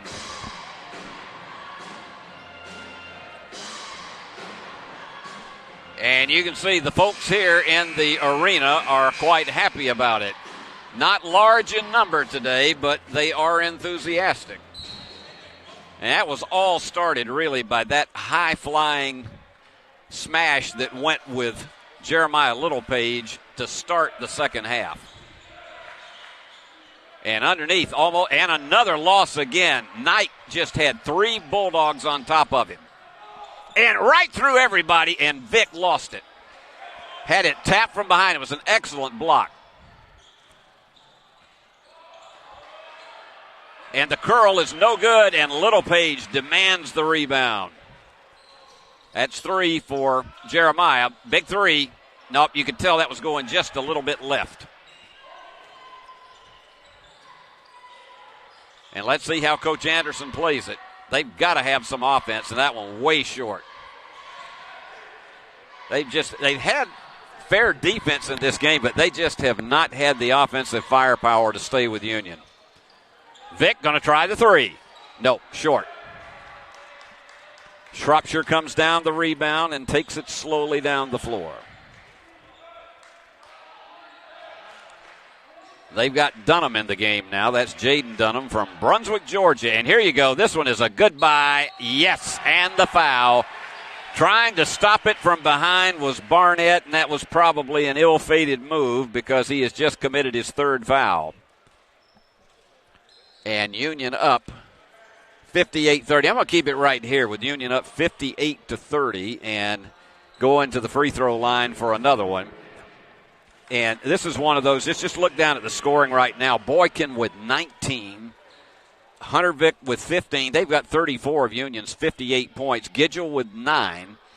So it has been really a two-man show as far as the explosiveness on the offense. And for Shorter, Barnett's got 15. And as I say, he's not one of the leading scorers for this team. He's not even ranked among the top 6 scorers for this team. But he's put in 3 3-pointers, 5 baskets from the floor overall. But they just have had no help from anyone. Shropshire's got 6. He's got 3 baskets from inside the paint, but nobody else has really been helping out, and that's been the problem. You got to have 6, 7, 8 players that are scoring on a regular basis. And particularly when you're challenging a team that is now ranked in the top 20 in the nation in Division II basketball, namely the Union Bulldogs. This is one of those that Dave Niven has been able to rather easily steer the ship during the course of this one, except when Shorter made that run to cut the lead to 5. But here you are, 60-30. Union was up 17 at halftime at 43-26. And here they go on a 17 and possibly now an 18-4 run as an attempt for the 3-point play with Boykin. Easy. Union more than double the total and keeping 3 men up front with a modified half-court trap. And again, almost another steal, and it's going to go back to Shorter with 18 on the shot clock. Somebody is delivering a big batch of pizzas up here to I think it's to the Shorter women's team. And I mean, it is I think they get a pizza apiece. Fall-away jumper, not there. Just not being able to hit from outside. There you go again. That one just a little bit of a stretch on that, but they had 3 opportunities at it and could not make it fall. And let's see if they've got a problem with the clock here. Let's see if they are having trouble matching it up. No, the clocks are matching up, but it looks as though it was a technical foul called. I guess it was on one of those. I think it was on Gidgel. A technical foul was called during one of those exchanges, during those shots that were very close in, and so that's why you have the lone shooter. So Chambers connects on the first one and misses the second.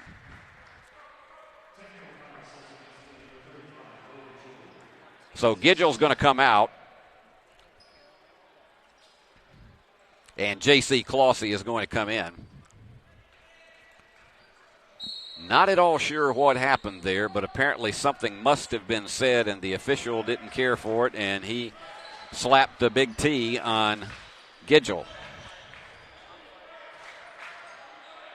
And a little bump and run, and turning around and getting the basket was Dunham. That's his first one of the contest. Union still running that around the perimeter offense, and the big three just short, but the tip is in there. So Djordjevic with his first basket, and now suddenly you have got 8 Bulldogs having scored in the game. There's still plenty of time in this one with 14 to go. Nice little run and jump bank shot. Wilcox gets his first of the game, so 7 Hawks have scored. Union kicks it around the perimeter. I tell you, Djordjevic wanted to pull up and toss that three. And Clossy was just a little bit out of control with the dribble and lost it, and the foul.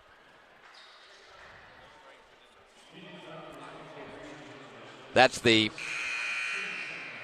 second foul of the contest in the second half on Union. Shorter has committed 3. And Chambers brings it down.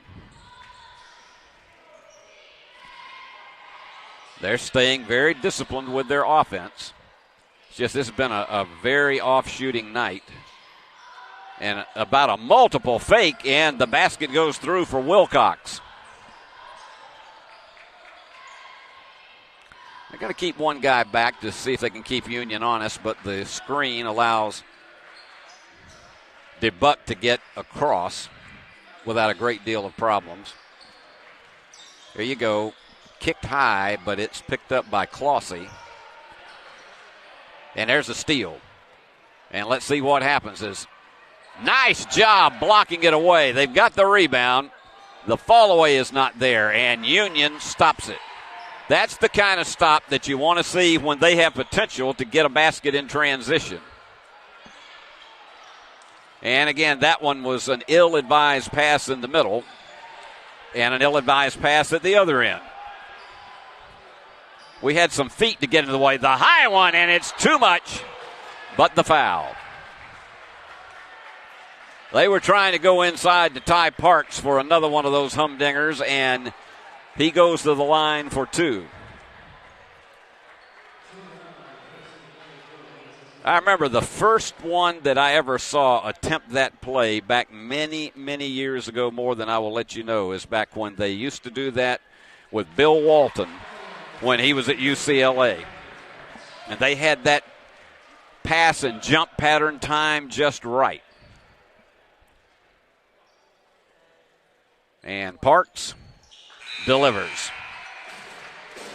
Hunter Vick will check back in, and Boykin will take a rest. Boykin with 20 points to lead the game, 15 for Hunter.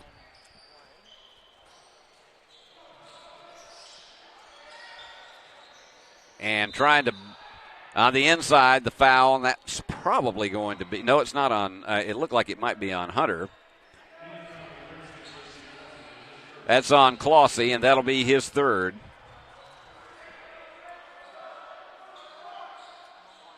Well, it can't be. The announcer said his third. No, it's his first. Anyway, only one foul on JC. And they're going to charge that one to Union. The position was not held. Somebody just handed me a piece of paper that's going to allow me to have a hamburger on Tuesday. And nobody's any more grateful about that than am I. The announcers on this broadcast are selected by Worthy Road Studios and are approved by Union University. And every time I get a check, I'm very happy that they do. Knight is at the line for the second of his 2, as Union is just continuing to dominate this one with 12 minutes and change remaining. As we say, in case you were late tuning in, Lady Bulldogs took the opener 76-58 against Shorter to make it 3 in a week and go to 6-2 on the season, 2-0 in the Gulf South. Bulldogs win here, as it looks highly likely that they will. They will go to 8-0 and 2-0 in the Gulf South. Wide open layup. That's where you look one way and you got the guy underneath and simply fake your defenders, and it was a perfect one on the inside. Clossie had the easy layup. Nice job. Jordovic couldn't control it. He's going to scramble trying to get it back. Shorter with another opportunity as we're under 12 minutes. We'll be having a media timeout shortly. And Jordovic is just giving no leeway inside the jumper, and they're going to give it to him. They said they got it off before the buzzer went off.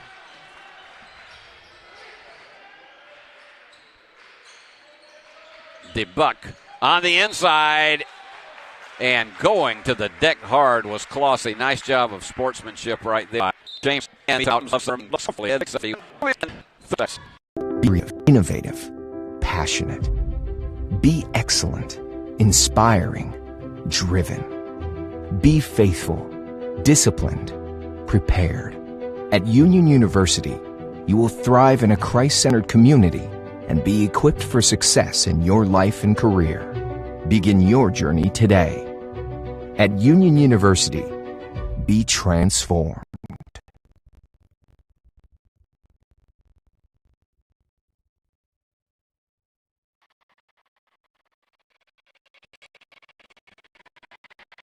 Bulldogs have a big edge in rebounding in this contest, 32-21, and they're getting very, very close to matching their season's average of 38 rebounds a game. They're holding opponents to 33. And so far, again, really for a game that has been 29 minutes in progress, there have been a very limited number of personal fouls, 21. It's when you start having over 40 in a game, and we've been through some here. I remember we sat through one night. This goes back to 1997. We sat through one night here in this gym. It was a women's game that 66 fouls were called in a pre-Christmas game. I got to tell you, the game was almost unwatchable because if you breathed on somebody, they were going to call a foul. And that one's short for JC. It was a Saturday night game, and we sat in here and we thought, okay, and these were two teams that had relatively good offense. I can tell you it was Union against Arkansas Tech. 66 fouls were called in that game. And it didn't go to overtime. That was a double spin move, and he just simply released it too high off the backboard. And that kick out was just not anywhere near the teammate, and taking it all the way down in transition. Nice steal on the part of Brown, who gets on the scoreboard. And a tremendous collision. It's almost like you had a caboose and an engine colliding with each other from opposite ends. So going to the line for two shots, it's going to be Justin DeBuck. That's the 16th foul of the half on Shorter, and so Union will be going to the bonus after this. Checking back in, Jeremiah Littlepage. He will take over for Ty Parks. Jeremiah and Ty have not had to do a lot of scoring because it has really been handled heavily in this contest. Half the points are by Boykin and Vick. And trying to get inside his defender, and he did, and get inside Clossie, and Knight has 8.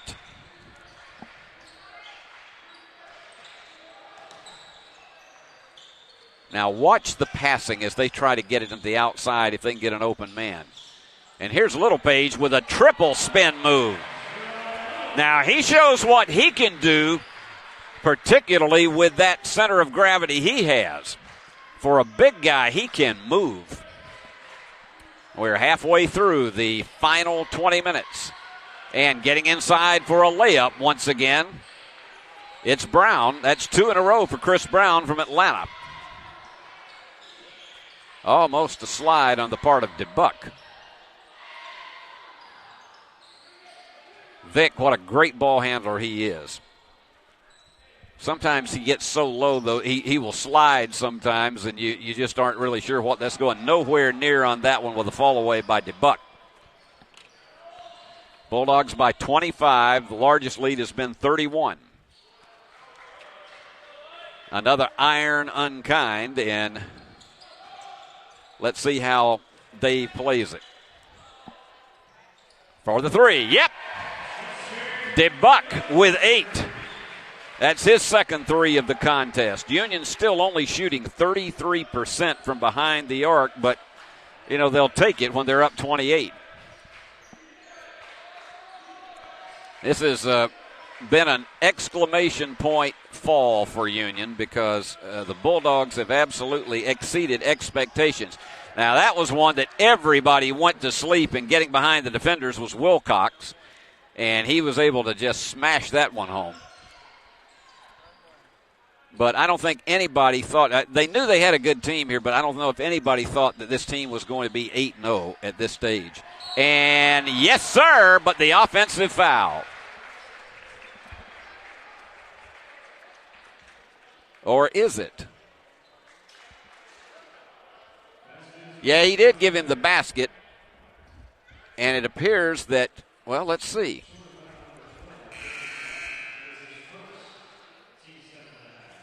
So you got wholesale substitutions in. At one point, one of the officials signaled with his fist as if it was an offensive foul. It indeed was not.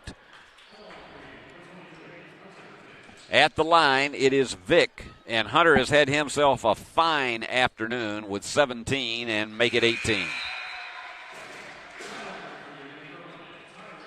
He and Boykin with 38 of Union's 78 points.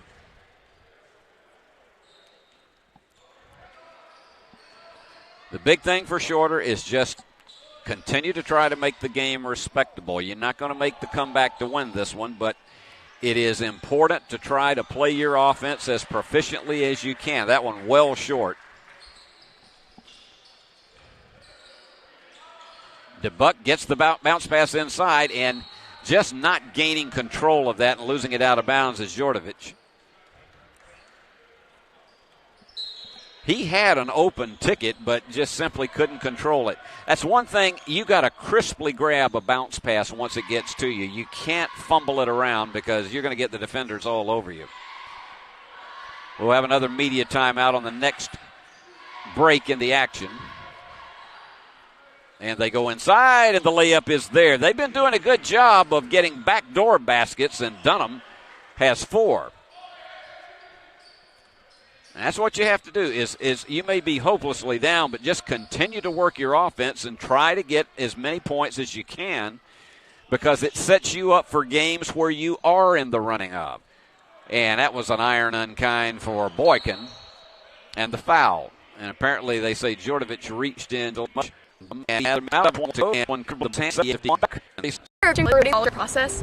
I want to take a second to tell you about my school, Union University in Jackson, Tennessee.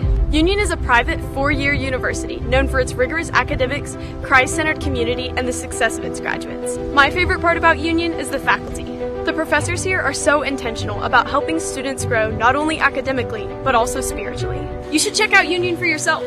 Come for a visit. I know you'll love it. At Union University, you'll be transformed.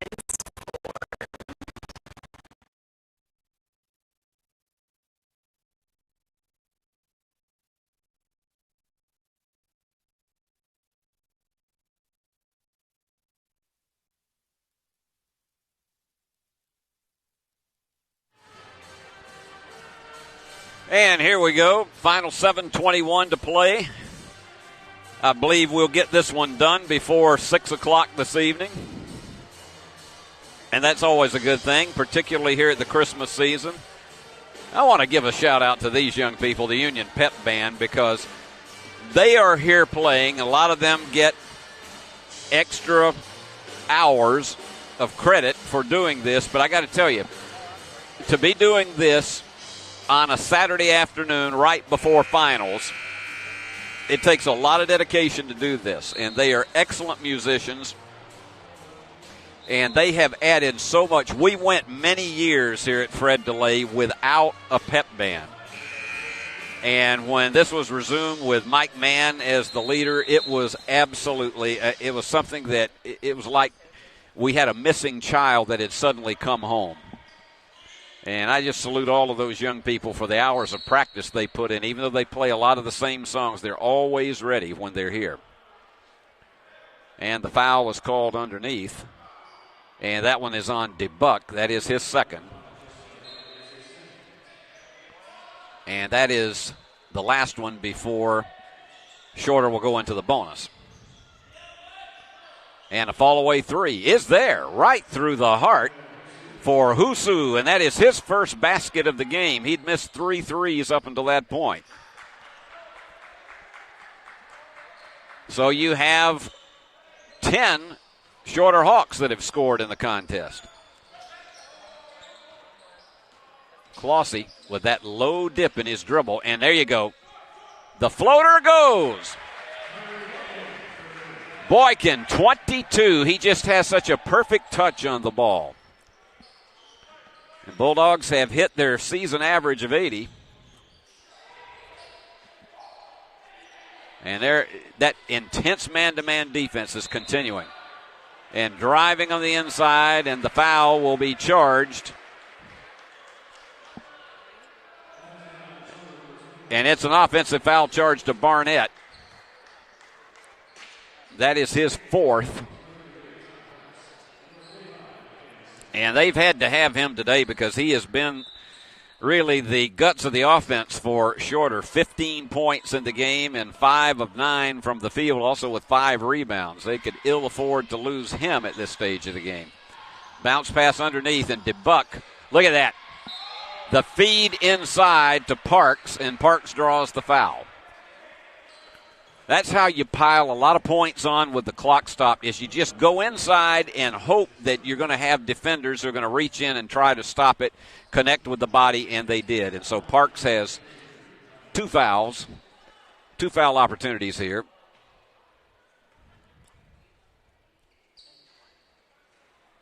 And gets the friendly roll. This has been a great day at the line for Union. 15 out of 17.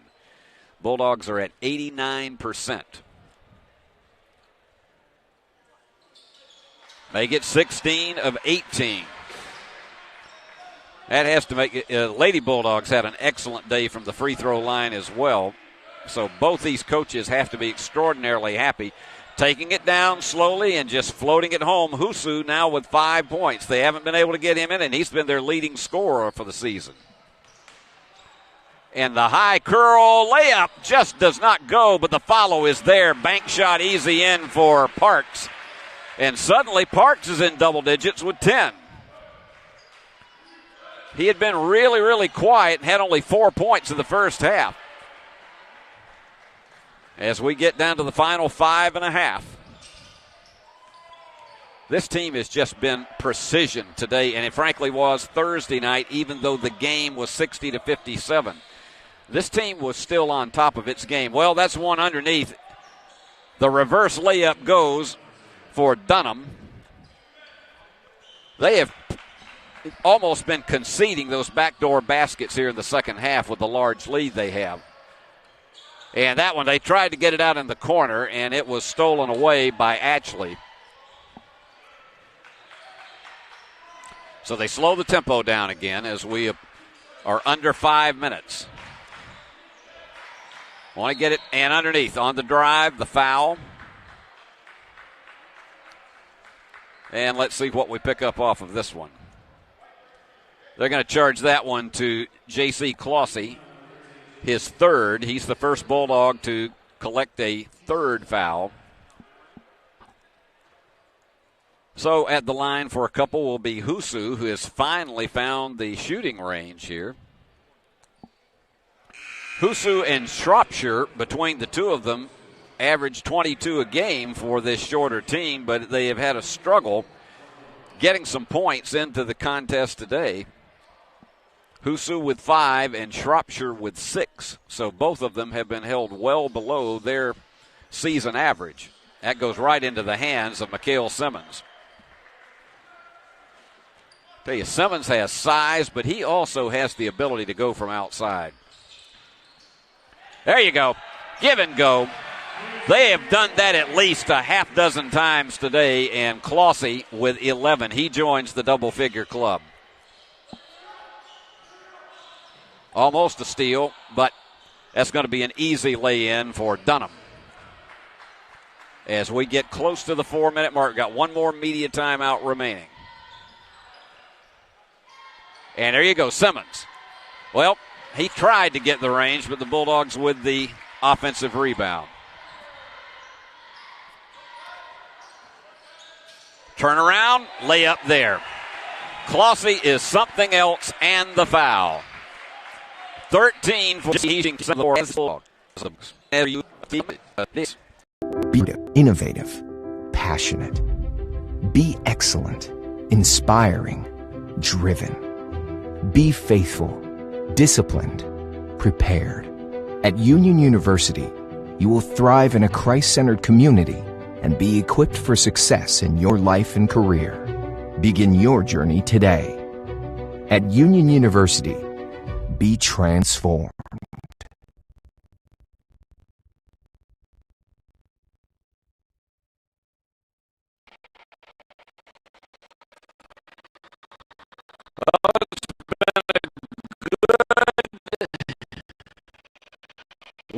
Week for Union basketball. This one is going to, between the women and men, be a 5-0 week. Lady Bulldogs swept all three of theirs against Brescia, Lee, and Shorter.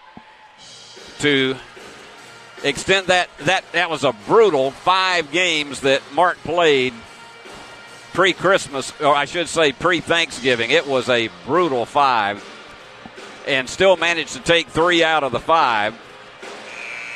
And then sweep them all 3 this week. And so they have made it a 6-2 record now, and they're undefeated in the Gulf South. And the Bulldogs just continue to keep on going. They will be 8-0 after today, with a date on Thursday night against Cumberland University. Then next Saturday, Christian Brothers comes to town for a doubleheader. And that will be our last telecast until January. They'll have 4 more games on the road, 4 more doubleheaders on the road that will happen during the rest of December. And then we'll be back here against Auburn Montgomery in early January. But we got 2 more next weekend, and hope you'll join us for them. Big 3, yes. That was a tremendous 3. High jumper for Shropshire, and he finally is up to 9. He's getting close to his season's average. As we're under 4 minutes. And it's Simmons. Tried the answer shot, not there. And that one trying to get down for one of those exclamations. Wanted to get it inside the Dunham, but he was led too long. And here comes the 3 that a lot of the student section loves to see. You have got Caleb Pierce, Garrett Vick, and Jay Hardison in. They are the ones that you may call them the closers. That was a name that you used to have for Brady Shepard here. He was known as the closer because he'd get in at this stage of the game. But when they hit baskets, it erupts the place. And underneath, that was a nice save on the part of. He thought about going for the 3 and didn't do it. Now, the Bucks only got 6 seconds. He's going to have to go. He let it go. Got it. Right at the horn. Caleb Pierce from up the road in Medina. Fallaway is there. Nicely answered by Shropshire, who's now in double figures. And it's great to see these guys who don't get a lot of action. It's great to see them get in the game and at least have an opportunity here in the final 3 minutes to see if they can put some statistics on the board.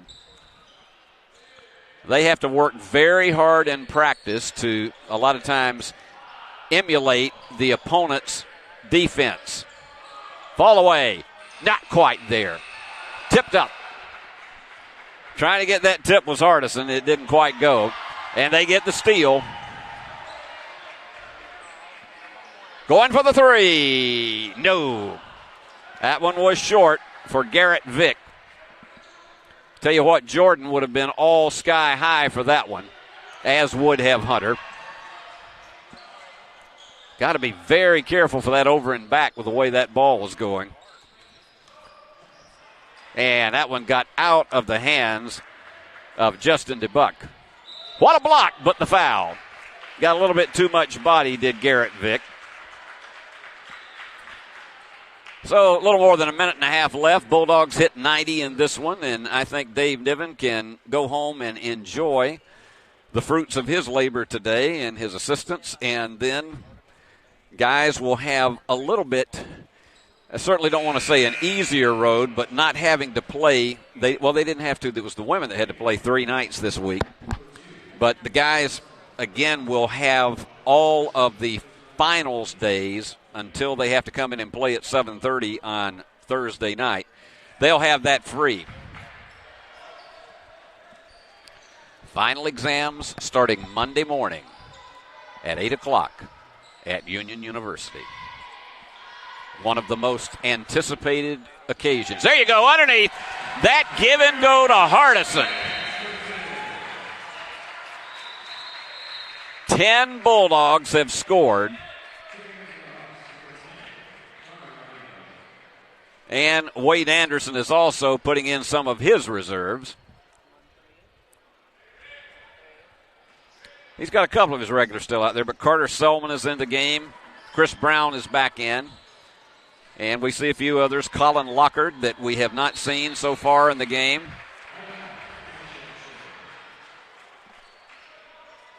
Carter Selman from Monroe, Georgia is back in. Big three. Yep. Give it to him. Nice job for Connor O'Neill. He's from Kennesaw, Georgia, 6'1" junior. Let's see if the Bulldogs try another one of those give and goes as they did. Here they go. Try it again. Just a little bit too far right underneath. The three is in and out for Hardison. Union may or may not get one more shot at the basket. It depends on it. Now, I think probably the Bulldogs will skate out the game time because this is going to be under 30 seconds when they get the ball back. Underneath. The curl does drop. Lockard, who's from Skyline, Alabama.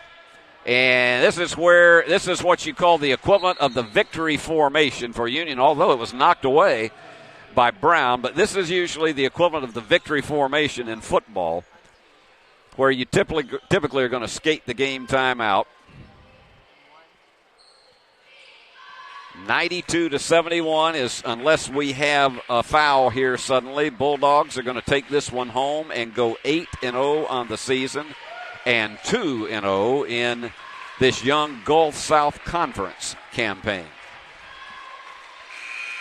And that's it. Bulldogs won it 92-71. And let's run through your totals for Shorter. Leading scorer was Barnett with 15. Shropshire came on late in the game and collected a number of points to end up with 12. He was 5 of 12 from the floor. Dunham, Knight, and Wilcox each had 8. For Union, J.C. Clossy, one of his best outings of the season with 13 points. He was 5 of 10 from the floor. 18 points for Hunter Vick. He was 7 out of 14 from the floor. And then Ty Parks with 10. He was perfect from the free throw line at 6 out of 6. And then your big guy in the game tonight was Tyree Boykin. 9 out of 16 from the floor. He had 3 3-pointers, 6 rebounds, 3 assists, 2 steals. What else can you say? There's no question about the fact that our player of the game would be Tyree Boykin, and we failed to tell you in the women's game that our player of the game was our featured player, Emily Beard Dunnigan, because of her prowess from three-point land that really got Union off to the hot start during the game. And so Emily is our choice for player of the game in the women's game, although there were 3 other Lady Bulldogs that could easily have been chosen. So Tyree Boykin is your Worthy Road Studios player of the game, and we thank all of you for tuning in today. It was a wonderful time to be with you on this Saturday afternoon, and I hope that you enjoy worshiping with your family tomorrow, wherever you happen to do that.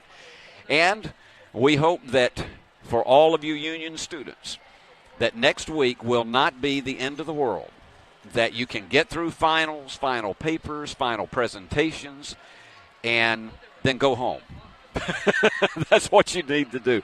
We're going to be back here on Thursday night. 5:30 will be, and I say 5:30 is night now because of darkness when it comes so profusely early. Union Lady Bulldogs will take on Rust in a final non-conference game of the season, and then at 7:30, the Bulldogs will be going against Cumberland in their final non-conference game, and then from the rest of the way on, it's going to be all Gulf South Conference. And so we will be here on E+ TV6 and the Union Digital Network on uuathletics.com. We will be with you at 5:15 on Thursday afternoon. So it'll be another 4.5 hours of basketball action, and I hope all of you will join us. And then next weekend on Saturday, it'll be Union taking on Christian Brothers in what will be our final telecast before 2022 comes along. Yep, the new year will be here before you know it, and so it'll be our final pre-Christmas telecast, and we hope that you'll be with us here. So for all of our wonderful crew whose names you're about to see here of Worthy Road Studios, our director was Summer Sturgis. I say our ever-cool, ever-present director, Summer Sturgis. Our camera operators, Caleb Kendrick, Eli Gerard, and Christopher Reasons. And the executive producer of Worthy Road Studios is Paul Schultze. And as we always say, your announcer is hired by Worthy Road Studios and approved by Union University. And I'm very grateful for that. So until we're with you again next Thursday at 5:30, this is Steve Beverly on behalf of our entire crew saying so long from the great hub city of West Tennessee.